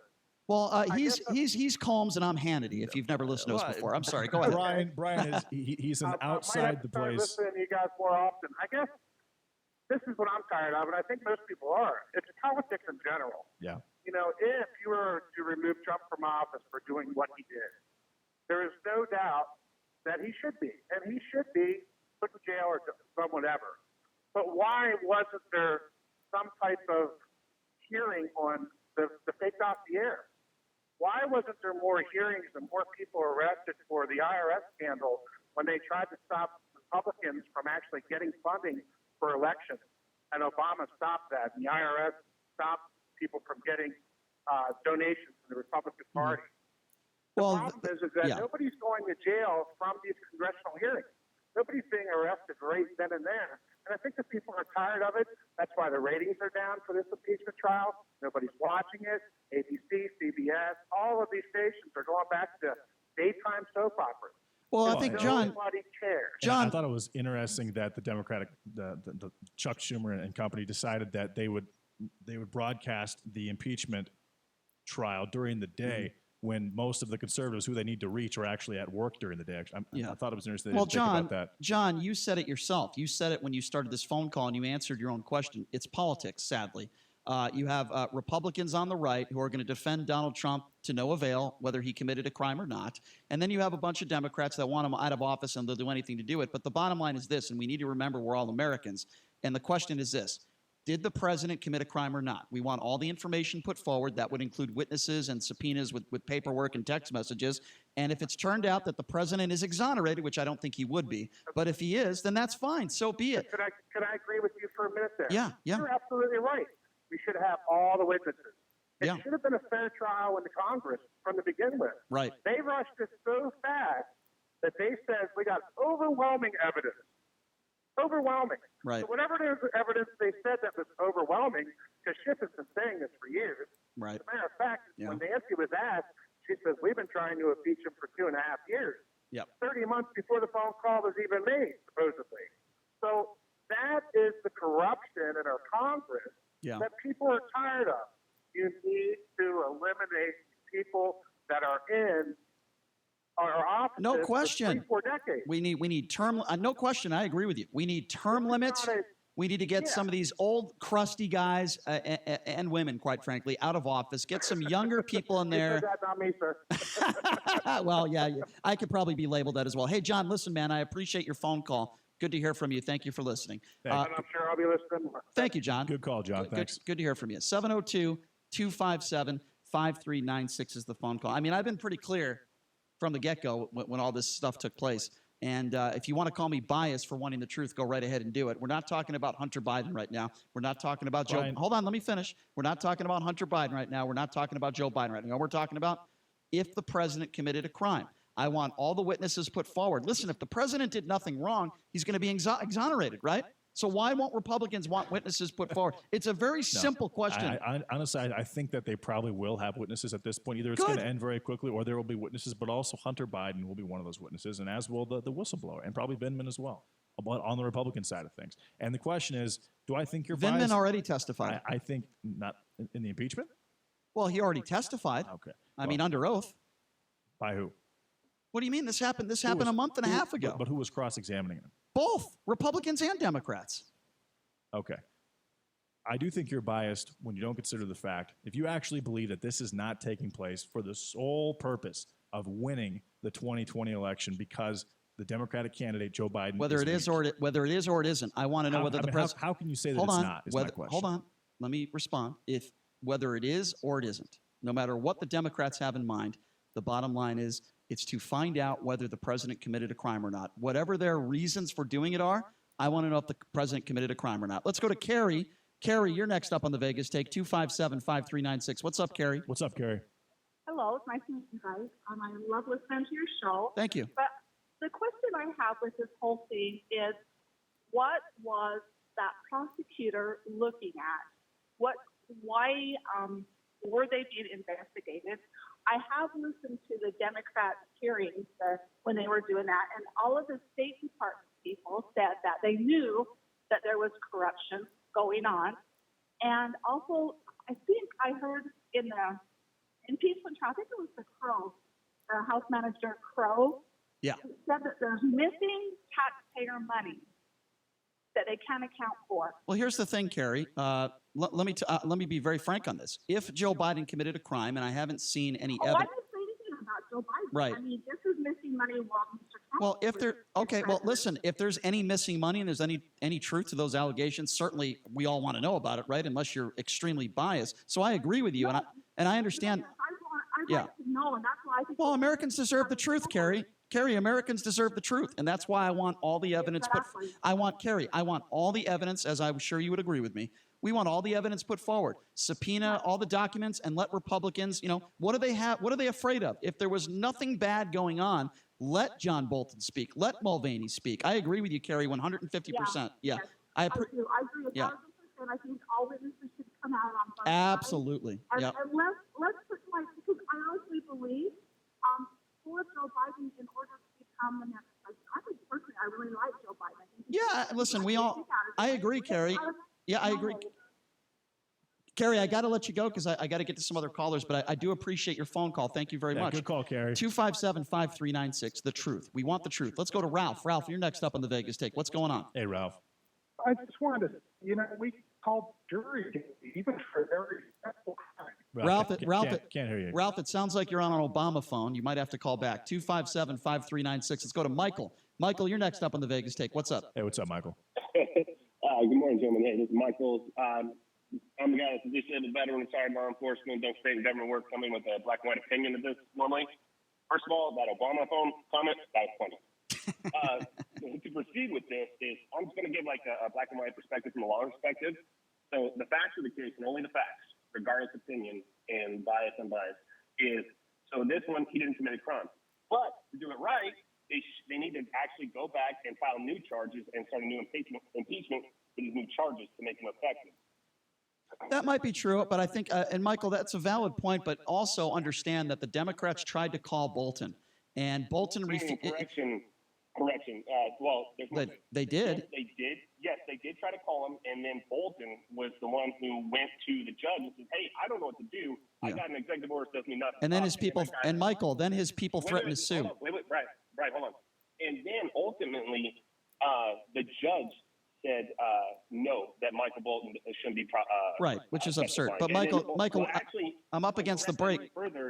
The correct thing further is the Democrats actually retracted their subpoena and said, no, we don't want him after all. Right, because Michael, and I apologize, I'm up against a break, my friend. I appreciate the phone call, but the bottom line is Bolton's people, his attorneys, threatened to sue the Democrats. I find it very interesting about Bolton, who is a lifelong Republican, who many on the right love this guy. Let me tell you something. He's more concerned about making money for himself and writing a book than putting the truth forward and putting any of the information forward. I think it is disgusting, his behavior. I really do. Michael Bolton is disgusting. I'm talking about the singer, of course. I'm not talking about, Michael Bolton, of course. I thought you were talking about John the worker in Office Space. Talking about Michael Bolton, the singer, not John Bolton, of course. Okay. All right, we're going to take a quick break. When we come back, former NBA star, former Rebel, going to talk about Kobe Bryant, Marcus Banks, coming up next on the Vegas Take.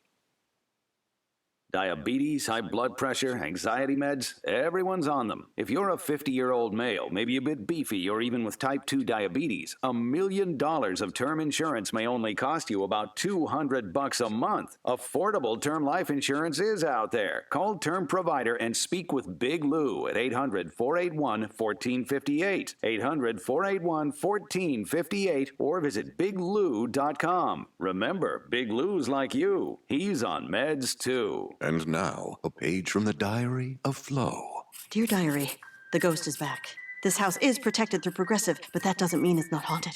How else would you explain that radiator-like clanking sound? Or the moon-colored light in the hallway that's gone by morning? Maybe he never bundled home and auto, and he's doomed to suffer an eternity without the savings. Save an average of 17% on car insurance when you bundle home and auto through Progressive. What was that wind-like sound? Oh, right, the wind. Progressive Casualty Insurance Company and affiliates. Discounts not available in all states or situations. The only FM news talk station in the Valley. 101.5 FM, 720 AM, KDWN Las Vegas, a Beasley Media Group station.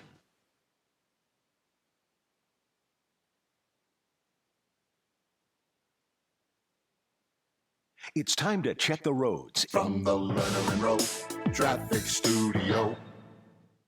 This report sponsored by Lowe's. Washington Avenue still closed east and westbound between Decatur and Valley View due to police activity. Take an alternate to get around. Also a crash reported on Summerlin Parkway westbound at Town Center. That's going to be at the off-ramp. A crash at Decatur at University. No injuries are reported. And a traffic hazard reported at Durango at Flamingo Road. Pros do it right by shopping at Lowe's to save on the supplies they need most from the brands they trust to get the job done. Do it right for less. Start with Lowe's. I'm John Michaels from the KDON Traffic Center. It's open enrollment season, and Medishare is the Christian healthcare sharing ministry that saves most families about $500 a month. Google Medishare and see if it's a fit for you. Medishare, healthcare you can believe in. Impeachment trial. The man who prosecuted Bill Clinton's impeachment, Ken Starr, is speaking for the defense, arguing impeachment investigations are flawed and elections are the best way to decide. The acrimony surrounding Iran-Contra, and then the impeachment and the trial, and President Clinton's acquittal by this body led inexorably to the end of the independent counsel era. Enough was enough. Trial manager Adam Schiff says the public needs to hear from John Bolton after the New York Times reported Bolton's new book will claim the president directed withholding aid to Ukraine in order to get investigations of his rivals. Let the American people, along with the senators, evaluate John Bolton's credibility when he testifies and make their own judgment. To be determined in whether there are at least 4 GOP votes in favor of calling Bolton to testify. 3 of those potential votes say they're inclined to say yes. I'm Mike Moss. If you need to sell your house, talk to Aaron Taylor. You want to sell it fast and get the most cash, talk to Aaron Taylor, the real estate guy. Aaron Taylor here, your #1 real estate guy. 2019 was an incredible year, and 2020 will be even better. We have designed a 3-step program to get our sellers the most money possible. Number 1, sellers that want a cash offer, we will provide you several offers from all iBuyer companies, Zillow, OfferPad, Opendoor, and all local investors. Number 2, we will pay and do all repairs with our crew and list your property to get you the highest price. Number 3, for our traditional sellers, we will provide our 25 years of experience along with our exceptional marketing campaign, all to get you the most money possible. And to top it all off, we give a cash advance within 24 hours if needed for all sellers. Call 702-310-6683. That's 702-310-MOVE. eXp Realty, call for details. talk to Aaron Taylor, the real estate guy. Transform your bathroom in just one day with the experts at Reborn Bath Solutions. Reborn Bath Solutions has been serving Las Vegas for over 3 decades, and right now they're offering 50% off all labor and 1 full year with no interest and no payments. You can't beat that. Make your appointment online today at rebornbathsolutions.com, and they'll give you a $50 Bed Bath & Beyond gift card just for considering them. 50% off labor, 1 full year of no interest and no payments, plus a $50 Bed Bath & Beyond gift card. What are you waiting for? Reborn Bath Solutions. They bring the showroom to you with free in-home appointments at your convenience. Visit rebornbathsolutions.com today. That's rebornbathsolutions.com. Take advantage of this amazing offer. 50% off all labor, 1 full year of no interest and no payments, plus a $50 Bed Bath & Beyond gift card. Reborn Bath Solutions, where it's done right and done in a day. Mark Levin, weekdays 3 p.m. to 6 p.m. Now back to the Vegas Take on 101.5 FM, 720 AM, KDON. The opinions of the hosts on KDWN are their own and do not necessarily reflect the views of this station, its management, or Beasley Media Group. Right now, the day's biggest news stories from a Vegas perspective. This is the Vegas Take with Sharp and Shapiro.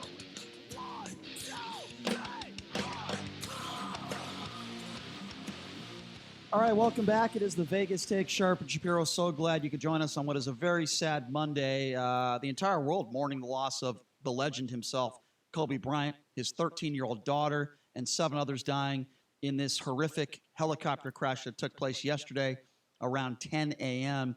And we wanted to get a player's perspective on this. So joining us on the line right now, not only is he a running Rebel legend, but he had a nice career in the NBA. He competed against Kobe Bryant, and he's nice enough to take some time to join us on the line right now. That is Marcus Banks. Marcus, thank you so much for joining us, sir. No problem. Good morning. Appreciate you joining us under these difficult circumstances. Let me start by asking you this, Marcus, because we're around the same age. What did you make of Kobe Bryant growing up, and how did he kind of push? Was he a part of the reason why you started to play basketball? Can you talk a little bit about that? What he meant to you? Like I said, he meant, everything, to my era, for the simple fact of, like growing up, he was our Michael Jordan. Because, of course, Michael Jordan is a little older than us. And, growing up watching Kobe perfect, every move, even the way he walks and talks and things like that, it made him a very, very special person, especially in our era. And like I said, he was an amazing mentor to a lot of the young guys in the league. And like I said, it's just a really, really tragic and very, very sad moment, for the NBA family. Marcus, can you take me back to that first conversation, the first time you met Kobe Bryant? How did that go down? What do you remember from that? The first conversation we had, we were in Boston, and, they came in to play us. And one of my friends, gave me a call and was like, hey, Kobe wants you to come down to the rack.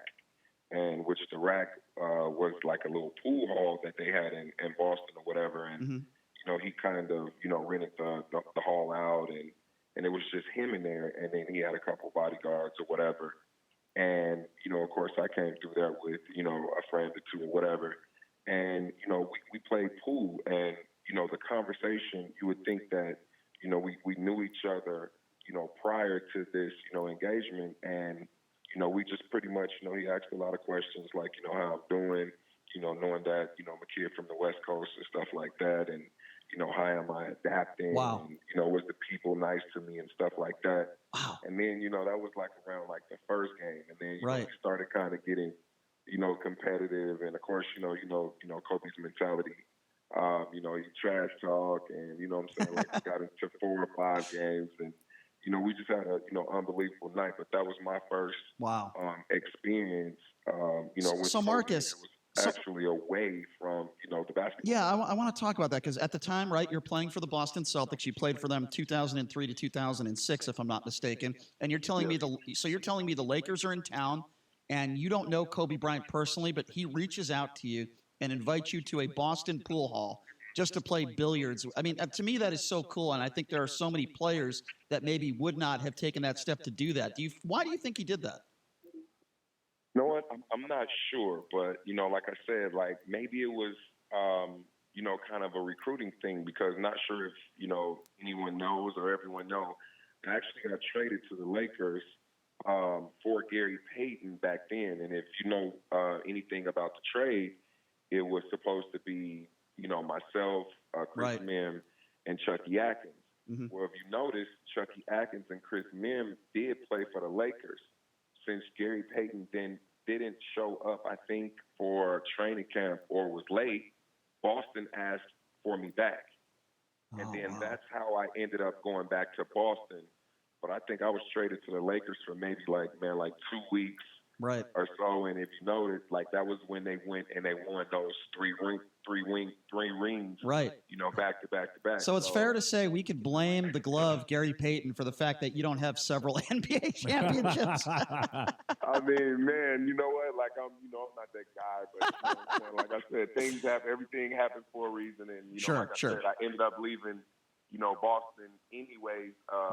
Getting traded to Minnesota. And, after that, signing a 5-year deal with you did okay. Or whatever. So you had a good career. You did all right. I didn't get a chance to get over to the Lakers or whatever. But, Kobe and I had, a couple different things. I lived in L.A. for about, 14 years, while, having my NBA career. And so I was over there. So we got a chance to play in the Drew League. I'm not sure if you guys know what that is, but it's a big summer league pro-am in LA, and actually me and Kobe, you know, was on the same team, and that's when he, if you go online, you can look it up. That's when he put the list out, and he put himself above, you know, Wilt Chamberlain and Michael Jordan at that time. Right, I remember that. If you look, if you look, that I was the person who, you know, Kobe was pretty much talking to, and you know that game, you know, at that time represented so much because it was kind of like, you know, the young guys, you know, and then the older guys.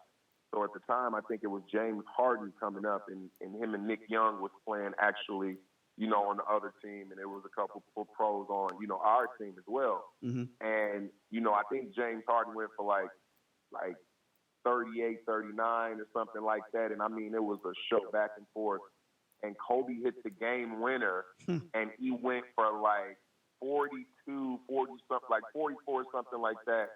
And he instantly, you know, became like the man in LA. Like, I think this is when that time changed. Like, you remember when Kobe had the, you know, the kind of stigma where he, you know, was kind of standoffish to the people and stuff like that. Yeah, he called himself arrogant when he was younger. He admitted to that. Yep. So now, like, that, where that was held, like the Drew League was pretty much held, you know, like in the inner city. You know what I mean? So that means a lot for, you know, Kobe to go down and, you know, get, you know, have that, you know, connection with the people down there. It was giving them a chance to watch him up close and personal, play for free. And that's like incredible. I said, like, it was standing room only, and when I tell you, he put on a show, and it was amazing. Well, what an experience that must have been. If you're just joining us, we're speaking with NBA veteran and, of course, former star running rebel Marcus Banks, sharing some Kobe Bryant stories. Okay, Marcus, so I asked you the first conversation you recall having with Kobe Bryant, and you mentioned that pool hall story in Boston, which is incredible. Can you share with us the last conversation, the last time maybe you spent time with Kobe Bryant, or the last conversation you had with him? What was that like? It was actually, I want to say it was, what year, what stint was that? I want to say maybe 13, 14. And, you know, he was in LA or whatnot. And I was actually over there working out for the Lakers. And, you know, I was spending a lot of time, you know, with Derek Fisher. You know, we were working out in the morning, like 6 a.m. And, you know, of course, he had passed through the gym and, you know, peep his head in there, and, you know, he'd just say, you know, keep working or whatever.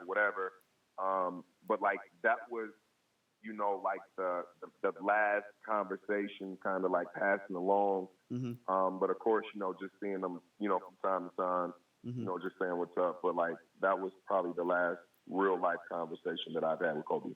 So we hear from a lot of different players about his trash talking and his competitive spirit, and you probably wouldn't find somebody more competitive than Kobe Bryant. Can you share with us, like, an in-game situation where you say to yourself, that was Kobe Bryant? I mean, you competed against this guy, right?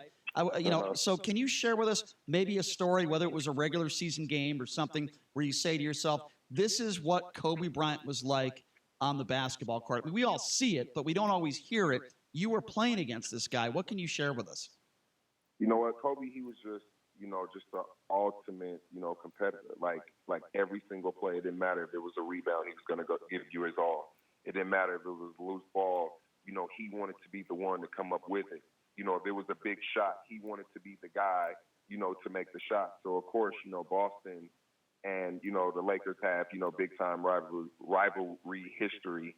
And, you know, of course, him and Paul Pierce always went at it. And like I say, I got a front row seat, man, you know, at times. And I caught myself, you know, being a more of a fan on the court because of, you know, I'm up close and personal, and being able to watch and listen to the trash talk between, you know, him and Paul Pierce. Like when I tell you, these guys were to the point where, you know, they can tell you what they're going to do, and it's nothing you can do to stop it.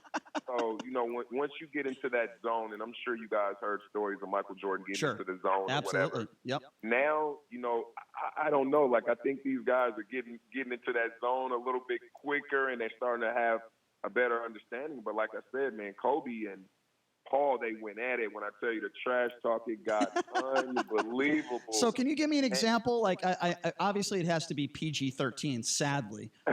but because only thing I could tell you, man, like I said, I'll keep it as neutral as, these guys are super professionals, and anything they tell you that they can do, they're going to do it. There's nothing that you can do to stop it.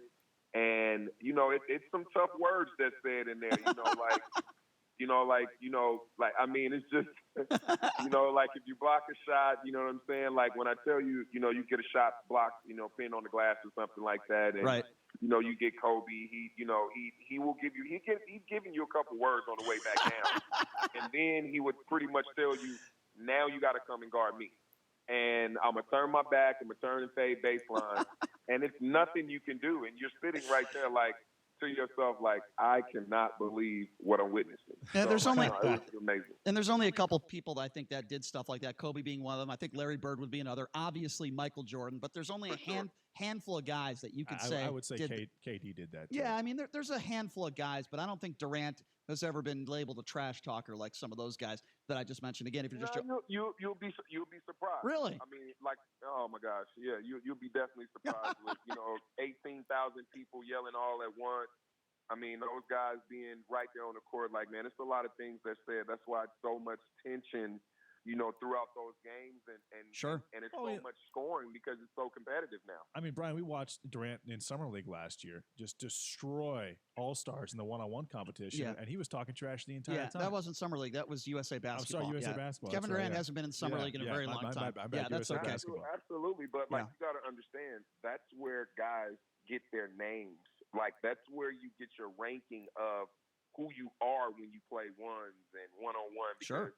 Like I said, like, we do that still to this day, and, we're doing like, okay, well, you got 3 dribbles to get to your shot. Sure. Well, that means you're extremely skilled if you can get whatever shot you want at any time just off 2 or 3 dribbles. Yeah. And, like I said, those guys are professionals, and that's what they do. I'm just curious. For breakfast, lunch, and dinner. I'm just curious, Marcus, when you say you spoke to Kobe Bryant that first night and you guys were at a billiard hall, was he talking trash to you while playing pool? Oh, of course. I mean, pool is a game of trash talk, man. Like, I mean, you gotta. Okay, I mean, we're playing for push-ups and stuff like that. So, like, I mean, yeah, it got really, really competitive. I mean, off the glass, like, oh, my last name is Banks. You can't shoot off the glass like that. I like that. So it was just like a lot of stuff going back and forth, and like he's just, oh, come on, young fella, come on, Rook, and this and this and that. And so, of course, me, I'm from that era as well, and I find myself here competing and talking trash back to Kobe Bryant, and didn't even understand what I was doing at the time. Did you win? Did you beat him in pool?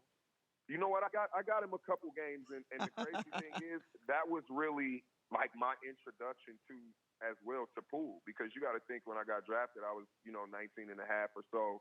Like, where would I play pool at? If you're living in Las Vegas, if you're not 21, you're nothing. You know what I mean? That's true. At the end of the day, I was fresh out of college, and like I went there, like he introduced me to a game where you understand, like, you can do more than just, shoot the ball in the hole. Like, you can have a conversation. Right. You know what I mean? Because pool is a game of patience as well. And as well, like, I don't know if he was teaching me, like, take your time, when you pick and choose your shots, because, pool is a game of, positioning. And just because you see this shot, you got to position yourself very well for the next 3 shots in order to win the game. I picked that up at a young age, and I became, I love pool to this day. So that was a good, situation. Would you say that Kobe Bryant is the best Laker of all time and the best 2 guard of all time? Yes, I would say that. Reason being, I mean, of course, you would get a lot of, flack with, Michael Jordan, but I would say, first, like, Michael Jordan was the first that we seen, doing the things that he was doing. Well, the game evolved, and, Kobe perfected everything that Michael, pretty much was doing. Mm-hmm. So at the end of the day, you look at percentages and things like that, and, it kind of favored Kobe, and this era. So like I said, I grew up, watching Kobe, firsthand, even at halftime in games, you can find yourself, looking at the Lakers like, let me see what Kobe has at halftime, because he was that kind of inspiring guy. But, for our era, for sure, a lot of guys would say, Kobe, but then the will to win of the guy that showed Kobe the way would be Michael Jordan. So, I mean, it's apples to oranges. And, like I said, both of those guys are amazing. So, I mean, you can't take anything from them. And see, Brian, he would actually push back on you with that because he thinks that Jordan played against, in a tougher era where the players were playing a harder brand of basketball, whereas I think that Kobe played against better athletes. Where would you go with that, Marcus? You know what? Like I said, I would probably get, a lot of flack for this, but, I think the kids today are way more skilled than us. Like, think about it. Like, I mean, you have big man now that shoots the ball from 25, 30 feet when, back then you were barely getting them to catch and hold on to the ball. I mean, you're getting 7-footers with a ball handling skills of 6-foot guards. So, yes, the game has definitely evolved. I think these kids are trained better. Like me, I can look back, just speaking of myself, I didn't have a trainer growing up. Like, do you understand? Sure. I got to where I got to by just going to parks and playgrounds. And my will to win and just competing against the other guys and playing against older kids is what helped me get there. But yeah, that's as a far good as point. Training, do you understand? Yeah, no, that's a good point. They have nutrition and they Sure. have nutrition and the way to recover and the proper, it's more basketball. You don't even have to play on your high school team to go to college anymore. You're right, and you make a good point with nutrition and trainers and all the people that are around these kids starting at an extremely young age. You didn't have that benefit. That makes me respect players like you more. That's just my personal opinion. But let's move on now, Marcus, to outside the game of basketball. As somebody who played in the league for a long time, basketball has been your life. But let's talk about outside of the basketball, or we can talk about what Kobe's done for women in the WNBA. But I got to tell you something. We see a lot of legends sadly lose their life, maybe not this young, obviously, but I'm not sure it's having the reaction that I'll just speak for myself. I was extremely emotional last night. I see these images of Kobe with his 13-year-old daughter at the Lakers game the night before he passes away. I saw Kobe and his daughter a couple months ago at a Las Vegas Aces game. I just see what a good father he was and husband and the family man that was Kobe Bryant. That's what hurts me more than anything. It's not that we lost a legend, but we lost a father, a husband. And like I said, I was sad when Prince died. I was sad when Michael Jackson died. We see these legends that pass away. I think it's just the circumstances here that got me. Do you feel the same way? Absolutely. Like I said, for us, Kobe was just so young. And I think we're selfish because we look at it the way of, him being a basketball player. And you got to think he gave half of his life to basketball. So that's all we know him of.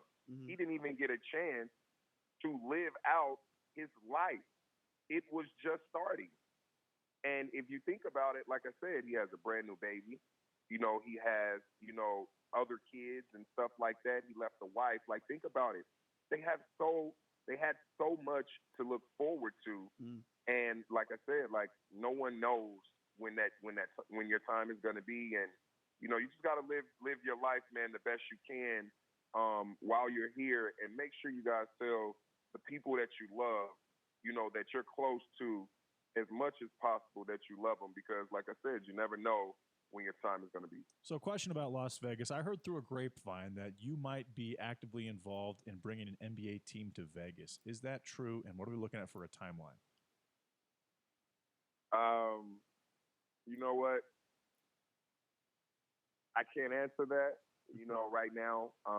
But like I said, I would love to see, in the future, an NBA team, here in Las Vegas, and would love to be, a part of it. Like also I'm, building my MB3 Academy, and it's powered by Human Performance. And like I said, it's a lot of great things that I'm going to be doing in the city that's up and running right now, that's moving around.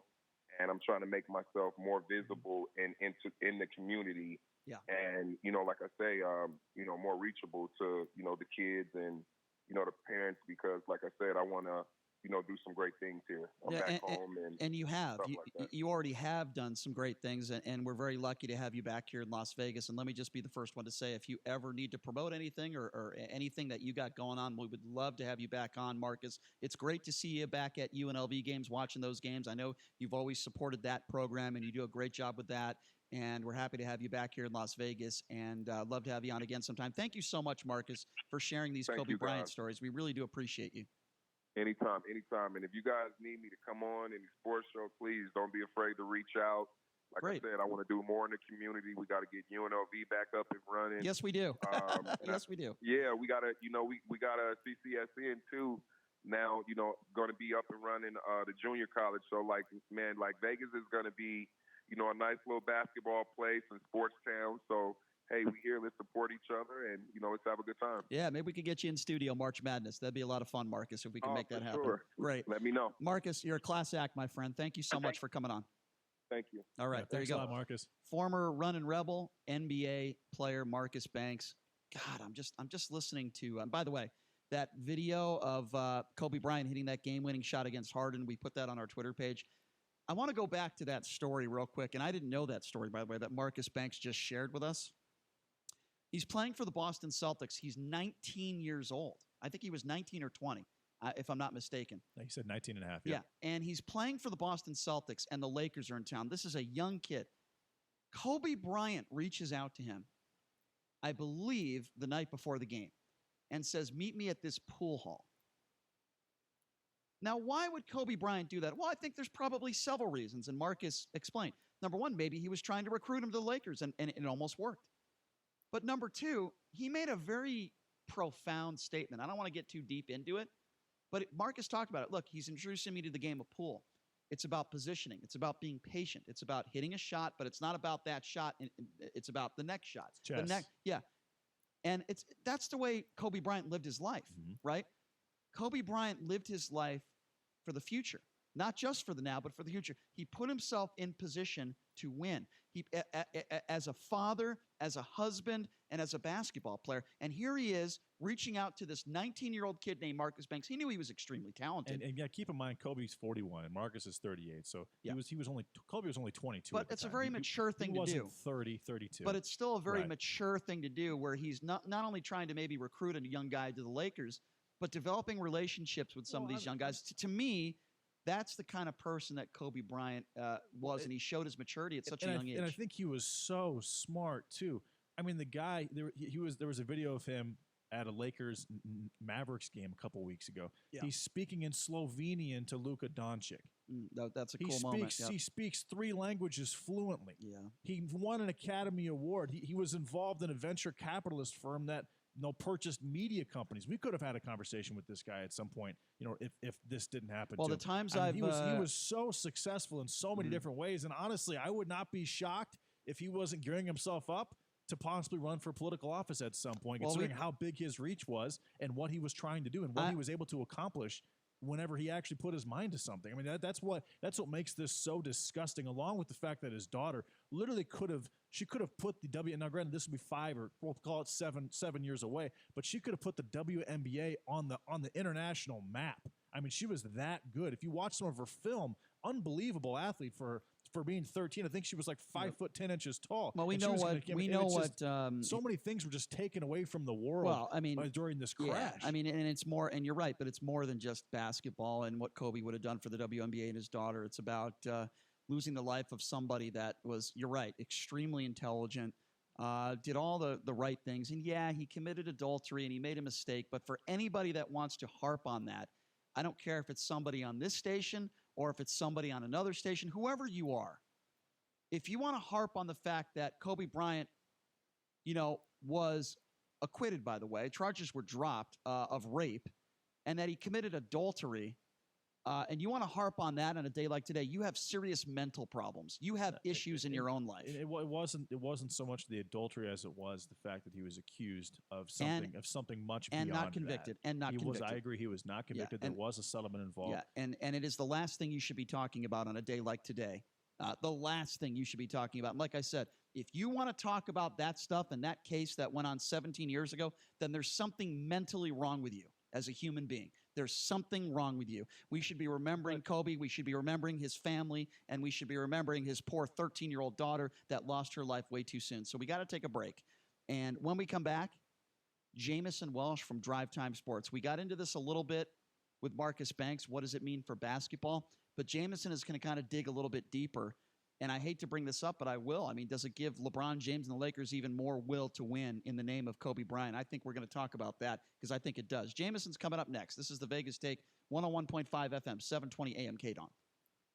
Diabetes, high blood pressure, anxiety meds, everyone's on them. If you're a 50-year-old male, maybe a bit beefy, or even with type 2 diabetes, $1 million of term insurance may only cost you about $200 a month. Affordable term life insurance is out there. Call Term Provider and speak with Big Lou at 800-481-1458. 800-481-1458 or visit biglou.com. Remember, Big Lou's like you. He's on meds too.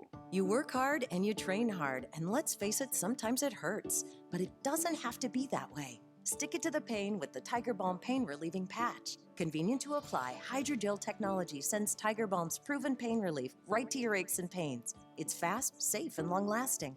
Made from a blend of herbal ingredients, Tiger Balm is trusted pain relief for everyone, from world-class athletes to weekend warriors. Roar back with Tiger Balm. It works where it hurts. Available at stores everywhere. Special report Trump impeachment trial. Former Clinton prosecutor Ken Starr speaking in the defense of President Trump. If there is a dispute between the People's House and the President of the United States over the availability of documents or witnesses, and there is in each and every administration, then go to court. It really is as simple as that. I don't need to belabor the point. Democrat Kamala Harris wants the trial to call John Bolton as a witness after the New York Times reported Bolton claims in a new book that Trump directed withholding Ukraine aid to get investigations of rivals. If this process is going to have any integrity, and we know there is a witness who is willing and able to tell us what the president said, that witness has got to come forward. And it's not just any random person. It's John Bolton, who was in the White House, who was in the Oval Office. The defense continues today and tomorrow. I'm Mike Moss. It's time to check the roads. From the Lerner and Rowe Traffic Studio. This report sponsored by Pardee Homes. Washington Avenue still closed east and westbound between Decatur and Valley View for ongoing police activity in the area. Take an alternate route like Vegas Drive to skirt the closure. Also a crash on Decatur south of the 95, injury sustained. Police and fire were the scene, and an accident on Harmon at Las Vegas Boulevard. Find your dream home at the Destination Modern Sales event at pardeemodern.com. Nevada Contractors License Number 3633A, NRED Broker License Number B00-41921.corp. I'm John Michaels from the KDON Traffic Center. Hi, I'm Raymond Denon, Vice President of Optima Tax Relief. If you're in debt to the IRS, there's a lot you need to know. Starting with rule number 1, don't mess with the IRS. They can garnish your paycheck, levy your bank accounts, even take your home or business. That's all true. But it's also true that there's a way out. It's called the Fresh Start Initiative. It's one of the biggest breaks the IRS has ever offered. If you qualify, you could save thousands, even tens of thousands. Nobody knows this program like us, the experts at Optima Tax Relief. We have an A-plus rating with the Better Business Bureau, and we've resolved over $500 million in tax debt for our clients. We'll stand between you and the IRS and fight to get you the best deal possible. Don't mess with the IRS. For tax help you need, for tax help you can trust. Call Optima for a free consultation. Call 800-375-2922. 800-375-2922. 800-375-2922. Optima Tax Relief. Some restrictions apply. For complete details, please visit OptimaTaxRelief.com. You're in charge of hiring, and Indeed has solutions, like online skills tests, which let a candidate show that they're the right hire. Indeed will also give you this sticky frog, which will suddenly leap and stick to the face of the perfect hire. Okay, there's no sticky frog. But skills tests, that's a for sure. See why independent research by Silk Road shows Indeed delivers 3 times more hires than any other job site. Post your next job at Indeed.com/hire and try skills tests for free. Terms and conditions apply. Mark Levin, weekdays 3 p.m. to 6 p.m. Now back to the Vegas Take on 101.5 FM, 720 AM, KDON.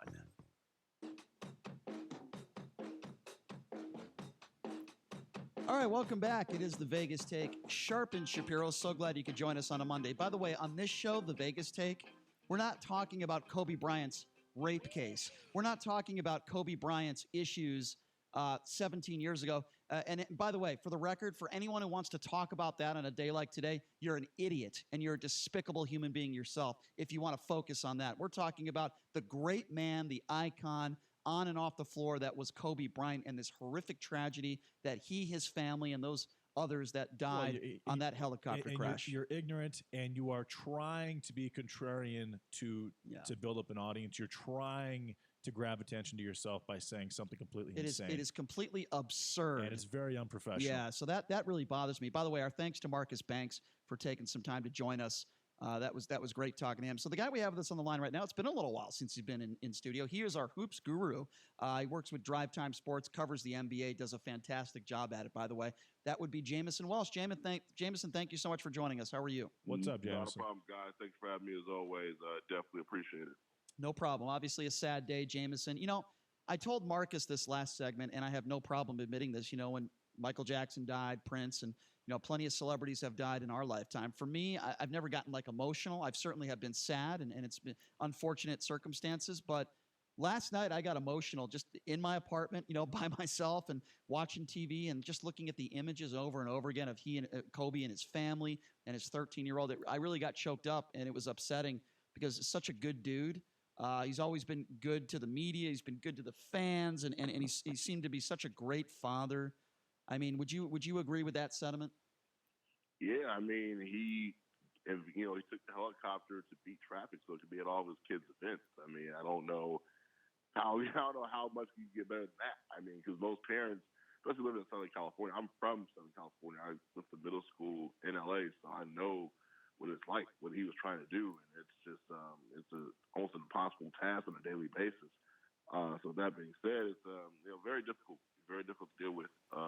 No question. Very, very, very tough. But at the same time, he had a passion for working at his craft, and when you have that passion as well as you have kids, it's impossible to balance that out in California. Like, there's just no way. Just traffic alone is a couple hours out of your day.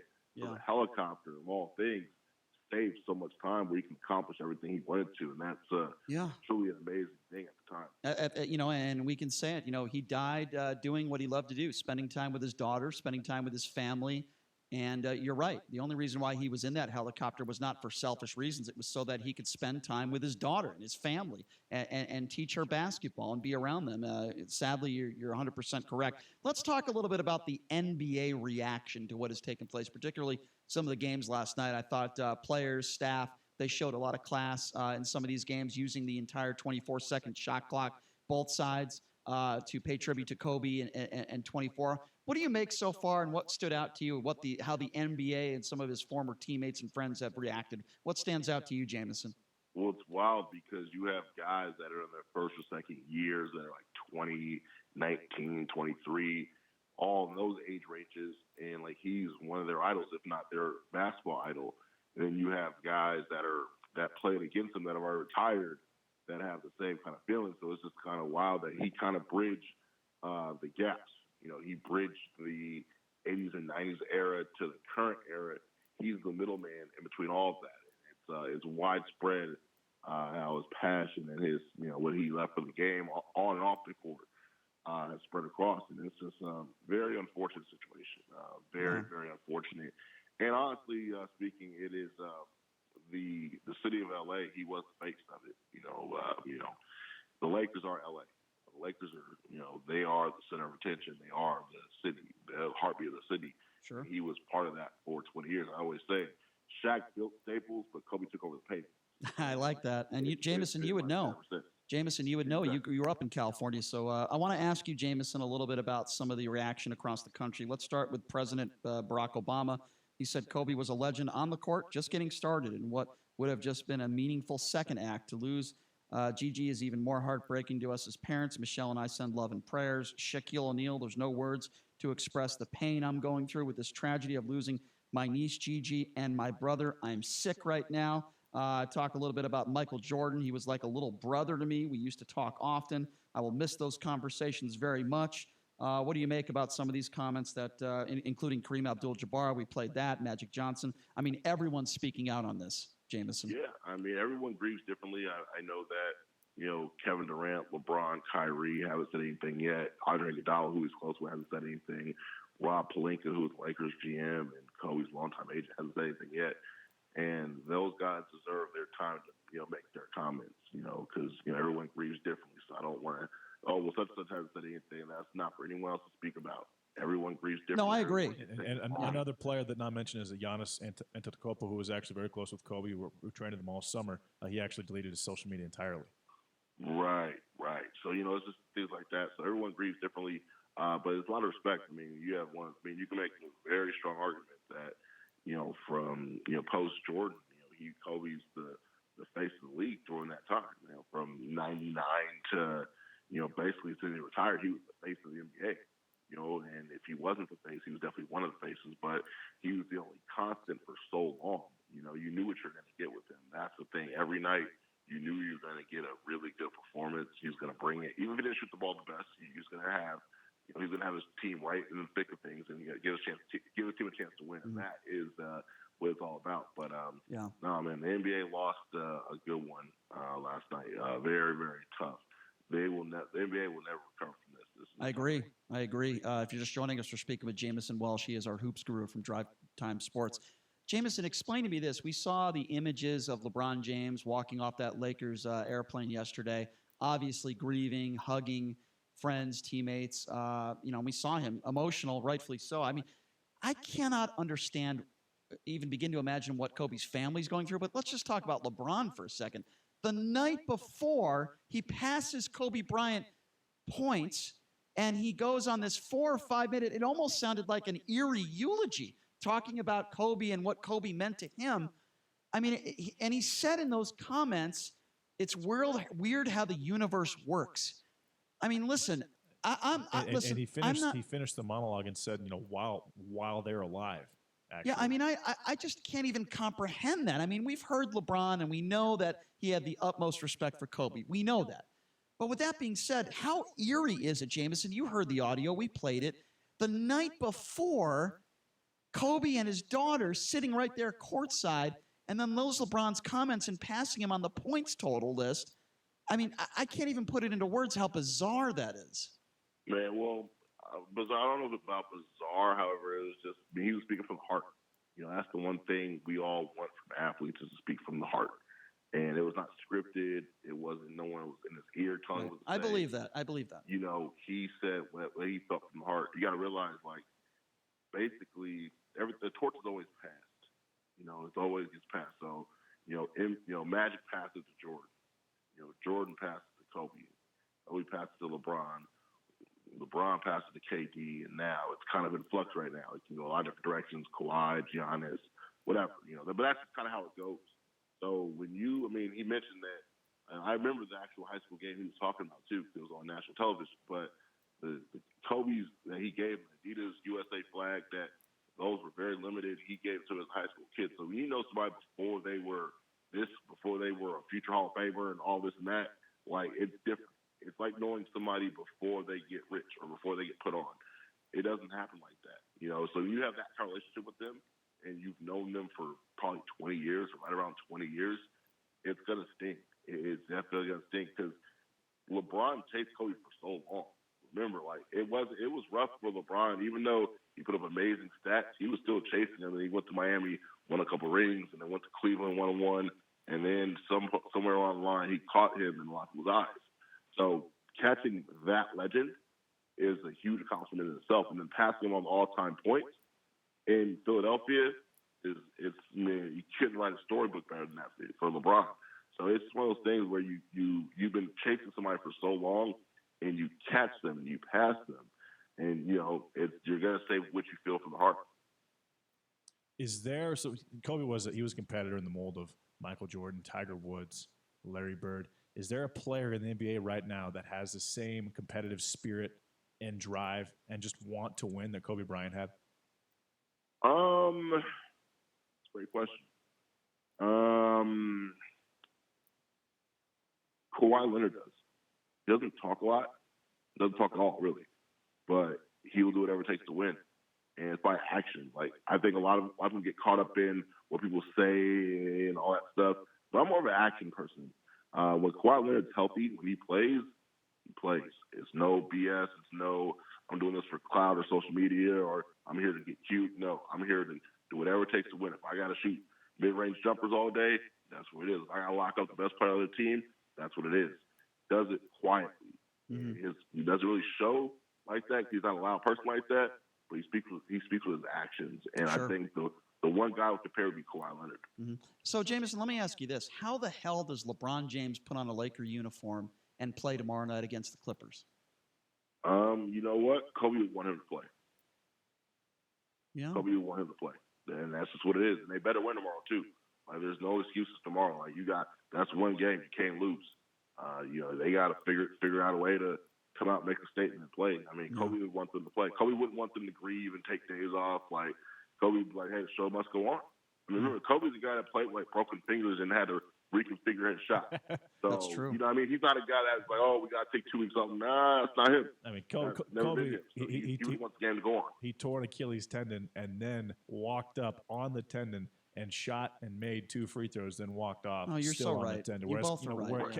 And honestly, you said Kawhi Leonard. I would say Kevin Durant. But even when KD, when he tore his Achilles, he laid on the ground. So You're so right on that one, Jameson. So let me go a step further now. Listen, I've been picking the Lakers to win the whole thing this year, and I hate to use a horrific tragedy to give somebody more motivation, but I guess it's just natural human instincts, I guess. I mean, how emotional would it be if the Lakers did win the championship this year and they honored Kobe Bryant and they honored this championship this year in Kobe Bryant's name? Because I think there's a very, very good possibility that could happen this year. What do you think of that?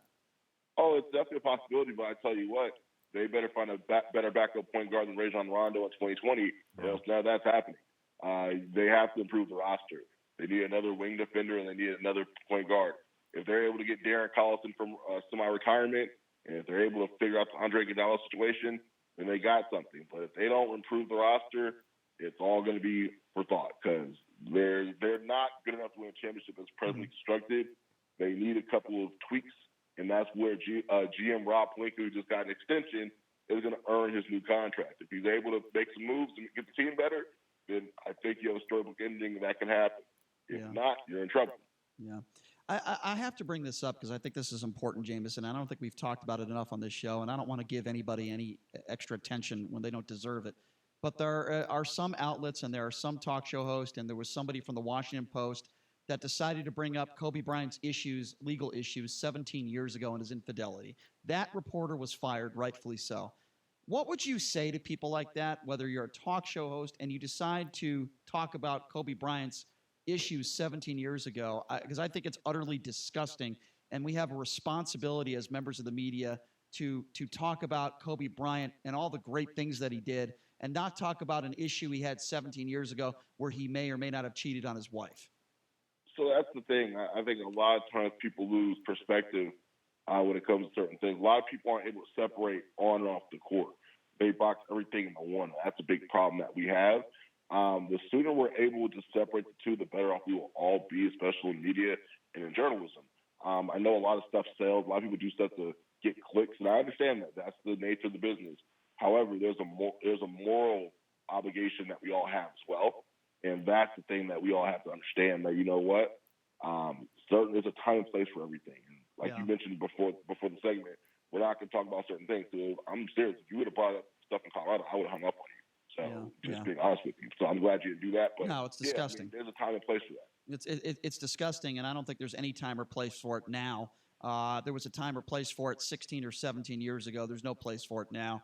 And, obviously he will be sorely missed. Our thoughts and prayers are with his family and friends. Jameson, I always appreciate it when you come on our show. Thank you so much for your perspective. Look forward to having you on again sometime under better circumstances. Thank you for your time, Jameson. Not a problem. Thank you. All right, there you go. Jameson thanks Welsh a lot, Jameson. From Drive Time Sports joining us on the show. We appreciate his time. All right, we're going to take a quick break, and when we come back, we do have to talk a little bit of basketball. It was the biggest UNLV game of the year, and it took place, sadly, just hours after Kobe Bryant lost his life. We'll talk about UNLV's reaction or maybe lack thereof. And we'll talk about the game. It was a pretty good basketball game yesterday. We'll get to that and much, much more. This is the Vegas Take right here on the all-new 101.5 FM, 720 AM, KDAWN. Trading involves financial risk and is not suitable for all investors. Past results do not guarantee future performance. Stock market have you nervous? With all the recent fluctuations, it's hard to guess what will happen next. With Vantage Point, you don't have to. Our technology can forecast market trend changes with up to 86% accuracy. That's right, 86%. Founded by artificial intelligence software developers, Vantage Point gives traders and investors the advantage you need to stay ahead of market trends and better protect yourself from sudden downturns. Vantage Point's patented proprietary technology is able to analyze massive quantities of data all around the world in seconds. No more guessing when to get out or when to stay, buying too high and selling too low. Text money to 411-411. That's MONEY to 411-411. We'll send you a link to our free demo so you can kick off the new year in the black with Vantage Point software. Text money to 411-411. Go to VantagePointSoftware.com for terms, conditions, and privacy policy.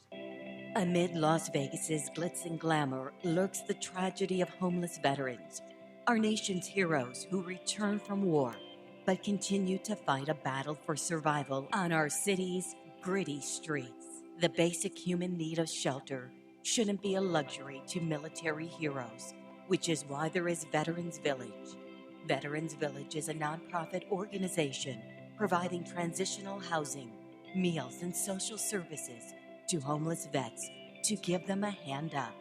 Veterans Village is a place of hope, but we can't do it without you. Be a hero to heroes and donate any amount you can afford at vvlv.org. That's vvlv.org. vvlv.org. Were you born from 1945 to 1965? People born during these years are 5 times more likely to have hepatitis C, but most people don't know they are infected. So even if you try to eat right, exercise, and take care of yourself, you can still have hepatitis C, a serious liver disease that often has no symptoms. In fact, people can live with hepatitis C for decades without feeling or looking sick. But over time, hepatitis C can cause serious health problems, including liver damage, liver failure, or even liver cancer. Getting tested is the only way to know if you're infected with hepatitis C. That's why the CDC recommends everyone born from 1945 to 1965 get a blood test for hepatitis C. Treatments are available that can cure this disease. So talk to your doctor about getting tested. It could save your life. A message from the CDC. Mark Levin, weekdays 3 p.m. to 6 p.m. Now back to the Vegas Take on 101.5 FM, 720 AM, KDAWN.